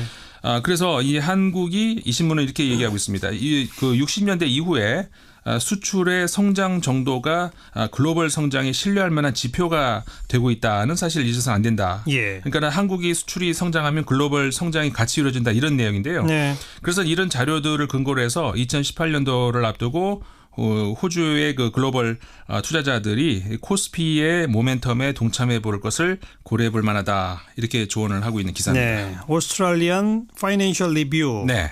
한국의 성장 이유는 뭐라고 설명하나요? 뭐 구체적인 따로 설명은 하지 않고 있는데요. 다만 글로벌 투자자들이 고려할 만한 것으로 이제 흔히 그 북한 변수를 흔히 얘기하지 않습니까? 예. 근데 북한은 한국 경제에 이제 북한은 한국 경제 변수가 이제 되지 않는다. 아니다. 예. 이 신문 이렇게 말하고 왔고요. 예. 북한이 변수가 되는 게 아니라 오히려 그 삼성의 운명이 오히려 코스피 순풍의 여부를 결정할 것이다. 이렇게 보고 있다는 겁니다. 삼성? 네. 얼마 전 국내 언론에 그 프랑스 한 경제일간지의 한 학자가 이재용 부회장 구속에 대해서 아주 비판적인 기고문을 냈다. 네. 이런 게 보도된 바 있었잖아요. 네, 그렇죠. 그거랑 같은 맥락입니까? 그러니까 그 말씀하신 그 기사가요. 프랑스의 라트리뷴이라는 경제 일간지에 실렸던 가브리엘 그 지메네스 로슈라는 젊은 경제학자 기고문이거든요. 예. 그 요지는 이렇습니다. 한국 그 경제 발전의 핵심 역할을 해온 재벌에 대해서 모든 죄를 물어서 해체하려고 해서는 안 된다. 비유를 든 것이 아이를 목욕시킨 후에 그 목욕물을 버리면서 아이까지 버려서는 안 된다. 예. 뭐 그런 논리거든요. 예. 근데 이제 이 경제학자가 이제 한국에서의 재벌의 순기능하고 역기능을 좀 혼재해서 이해하고 있는 것 같이 보이거든요. 예. 뭐 재벌 기업의 순기능을 부정할 사람은 한국에는 없죠. 예. 한국의 그러니까 삼성이 한국 경제에 대한 기여 뭐 말할 것도 없이 큰 게 사실이고 다만 근데 이 공정거래 그다음에 경제 정의 차원에서 삼성 경영권을 쥐고 있는 일가의 부정한 형태라든가 이런 것들에 대한 시정을 국민들이 바라고 있는 건데 네. 그래서 이제 이런 비슷한 맥락에서 호주의 또 다른 그 언론의 보도를 좀 주목해 볼 만하거든요. 이게 16일자 호주의 The Australian이라는 또 이건 유력 일간지인데요. 여기서 보도한 한국이 승승장구하고 있다. 이런 제목의 기사가 있습니다. 예. 이 신문의 중국 특파원인데요. 로완 켈릭이라고 하는 그 특파원이 쓴 기사인데 정상적이라면 한국은 지금 빈털터리가 되어 있어야 된다. 그럴 만한 국가다. 이렇게 말을 하고 있습니다. 빈털터리가 돼 있어야 한다? 네. 왜요? 그러니까 자원도 없고 북한의 위협은 계속되고 있고 중국의 비공식적인 압박의 목표물이 되어 오고 있고 인구는 줄고 있고 또 한국의 GDP 5%, 그 전체 수출의 20%를 차지하는 삼성전자의 이재용 부회장은 구속된 상태고. 네. 그러니까 다시 말해서 여러 악조건 속에서 이재용 부회장의 구속도 이제 악조건으로 보는 사람한테는 악조건이라는 건데. 예. 근데 그럼에도 불구하고 이 켈릭 중국 특파원에 따르면은 한국 경제는 지금 호황 상태라는 겁니다. 예. 조금 전에 그 오스트레일리안 파이낸셜 리뷰 기사의 경우처럼 이 기사도 결국은 한국이 그 호주의 중요한 무역 상대국이기 때문에 한국이 잘 되면 호주도 좋다 뭐 이런 얘기를 하고 있는 중이거든요. 예. 지금의 한국은 완전히 건강한 흐름을 보여주고 있다고 하면서 제조업의 경우에 전년 대비 6.4% 성장했다. 이거는 이전 분기 성장 속도의 2배에 해당한다. 이렇게 하면서 그 ANZ 경제연구 보고서, 그러니까 ANZ가 오스트레일리아 앤드 뉴질랜드인데요. 예. 그러니까는 그 큰 은행입니다. 그 현지에. 예. 이 보고서에 따르면은 이런 리듬을 봤을 때 향후 몇 분기에 걸쳐서 이런 한국의 성장세는 계속 이어질 거다 이렇게 보고 있는 겁니다. 호주의 경제연구소가 성장세에 이어질 거라고 전망한다. 네네. 그 이유는요? 그 ANZ 경제연구소 보고에 따르면요, 글로벌 무역 강세도 물론 있지만 또 특히 그 한국 정부의 확장적인 재정 정책이 그 수분기 동안의 이 성장을 한국 성장을 이끌 것이다 이렇게 예상을 한다는 거거든요. 네. 이 켈릭 특파원에 따르면은 그 6개월 전에 취임했던 문재인 대통령이 한국 경제의 강장제 역할을 하고 있다 이렇게 보고 있다는 거거든요. 재정 확대로. 네, 그렇습니다. 예. 근데 그동안에 한국에서 이제 다수의 주요 그 정책 분야가 장기간에 걸쳐서 결정을 미룬 상태에 와 있었다는 건데. 그랬죠. 탄핵 사태 거치면서. 네. 그러면서 탄핵 이후에 한국이 이제 안도의 숨을 내쉴 수 있게 됐다. 이렇게 이제 보고 있는 겁니다. 예. 그래서 이 켈릭 특파원에 따르면은 트럼프 대통령의 그 한국 국회 연설이 이번에 그 트럼프 대통령의 아시아 순방 중에서 최고의 모습이었다고 이제 볼 수 있다는 거고요. 이거는 그런 만큼 한미 관계도 좋아졌고 중국과의 관계도 회복되고 시작했고. 그랬죠. 또 이 세계은행 월드뱅크에 따르면 국가별 기업 경영 환경 평가에서 호주가 14위라고 하는데 한국이 4위로 평가됐다고 하거든요. 네. 그다음에 교육, 신기술 4차 산업에서도 좋은 평가를 받고 있다고 하는데 그러면서 이 켈릭 특파원은 내년 2월 평창올림픽을 개최하면서 한국이 경제적 신뢰 또 역량을 높일 기회를 잡게 될 것이다. 이렇게 전망을 하고 있다는 겁니다. 그러니까 뭐 북한 문제니 뭐니 이런 것 등등으로 한국은 상당히 경제적 악재가 많을 거다라고 외국에 있는 국민들은 생각할 텐데 경제는 안 그렇다. 네, 그렇죠. 앞으로도 좋아질 거다. 이런 네. 기사들이 지금 여기저기 실린다 이 말이죠. 그렇죠. 반가운 얘기입니다. 네. 자, 또 다른 국내 소식 어떤 게 있어요? 영국 일간지죠. 그 텔레그래프지가 한국의 이색적인 대학 수업을 소개하는 기사를 게재했습니다. 한국의 출산율 하락 속에서 대학들이 연애 수업을 개설하고 있다. 이런 기사입니다. 연애 수업? 네. 연예가 아니라 연애. 예. 네. 그러니까 이 신문은 전 세계에서 출생률이 가장 낮은 국가 중 하나인 한국에서 몇몇 대학이 연애 수업을 의무화했다. 이렇게 보도를 하면서요. 예. 이 교수들은 연애, 사랑, 뭐 성, 남녀관계 이런 거에 대한 강의를 통해서 젊은 세대가 전통적인 가족 생활을 기피하는 흐름을 좀 바꾸고자 한다. 이렇게 소개하고 있습니다. 실제 어느 대학에서 그런 수업해요? 이 동국대학교하고 경희대학교라고 이 신문에 나와 있는데요. 그래요. 이 신문을 만든 동국대학교의 장재숙 교수는 이 신문과의 인터뷰를 통해서 그 수업을 만든 장 교수. 네. 예.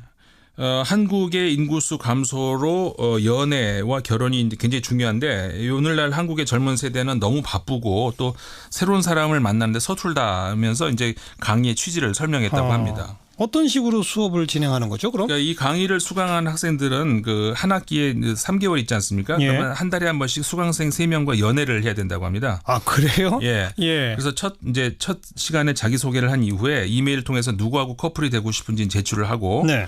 그다음에 과제가 뭐냐면은 데이트를 해야 된다는 겁니다. 데이트가 학과 과제예요? 과제. 네. 수업 과제? 네. 예. 그다음에 수업 시간에는 뭐 질투, 갈등 이런 거에 대해서는 관계 상황을 토론한다고 하는데요. 그래서 이제 이 수업의 담당 아까 말씀드렸던 장재숙 교수는 이 수업을 통해서 학생들이 자기 자신에 대해서 더 알게 된다. 그리고 다른 사람들의 눈으로 스스로를 보게 된다. 다른 사람을 대하는 방법, 대화의 법 이런 것들을 배우고 자신감을 얻는다. 이렇게 말을 했다고 합니다. 그러니까 그냥 단순히 남녀관계 연애뿐 아니라 더 넓게 말해서 사람과 사람 사이의 관계, 대화법, 커뮤니케이션 말하자면 인성 수업의 기본 이런 그렇죠. 거네요. 그렇죠. 예, 게다가 이제 추가로 해서 가족의 소중함 이런 것까지 예. 종합적인 인성교육이죠. 근데 그렇게 연애해서 실제 커플이 탄생하기도 하나요? 실제로 연인이 만들어질 그런 원래 그 목적은 아닌데 네. 수업의 목적은 그건 아닌데 만들어지기도 한다고 합니다. 그리고 실제 한 쌍은 결혼까지 성공했다고 하거든요. 그래서 이제 이 수업이 대학에서는 굉장히 인기가 많다고 하는데 예. 그래서 이제 그 이후에 경희대라든가 인하대에서로도 이게 확산이 되고 있다고 합니다. 예. 제 생각에 이참에 한때 과거 회사에 있었던 사내 연애 금지 조항 이런 거 있지 않았습니까? 그게 아직도 있나요? 이런 게? 그런 게 있는지 모르겠는데 그런 거 좀 없어져야 되는 건 아닌가 그런 생각도 하게 됩니다. 우리 인구 감소가 대한민국이 맞닥뜨리고 있는 가장 큰 과제 아니겠습니까? 심각한 문제죠. 이걸 극복하기 위해서는 진짜 좀 뭔가 파격적인 것들을 해야 되는데 네. 대학에서 이런 연애 수업 상당히 좋은 것 같네요. 그렇죠. 또 인구학자 한 분은 이런 얘기를 하는 게 요즘 젊은이들한테 결혼해라 아이 낳아라 이렇게 말해봐야 이제 어렵다. 오히려 초등학교, 중학교 어린 아이들에 대한 교육을 바꿔야 된다.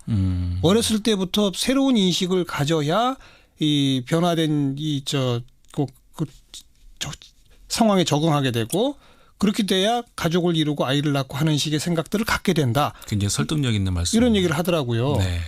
단지 그냥 젊은 층, 청년층 실업률 해결 이것만 가지고 되는 게 아니다. 네. 더 장기적인 정책을 펴자 이런 얘기들 나오던데 네. 대학의 연애 수업 강좌 상당히 재미있습니다. 수고하셨습니다. 네, 감사합니다. 국제문제평론가 인문결 연구소의 임상훈 소장이었습니다. 좌우로 정렬 2588 왜 좌우가 같냐고요? 배우 박소연의 하늘 같은 고객님 단언컨대 한번 눌러주세요. 눌러줘요 2588 응답하라 대리운전 2588 기분 좋은 컴퓨터 위더스 컴퓨터 가깝고 빠르게 전후 500개 대리점 믿음이 중요해 두 번을 보증해 대리점 함께해 기분 좋은 컴퓨터 위더스 컴퓨터 컴퓨터는 위더스 컴퓨터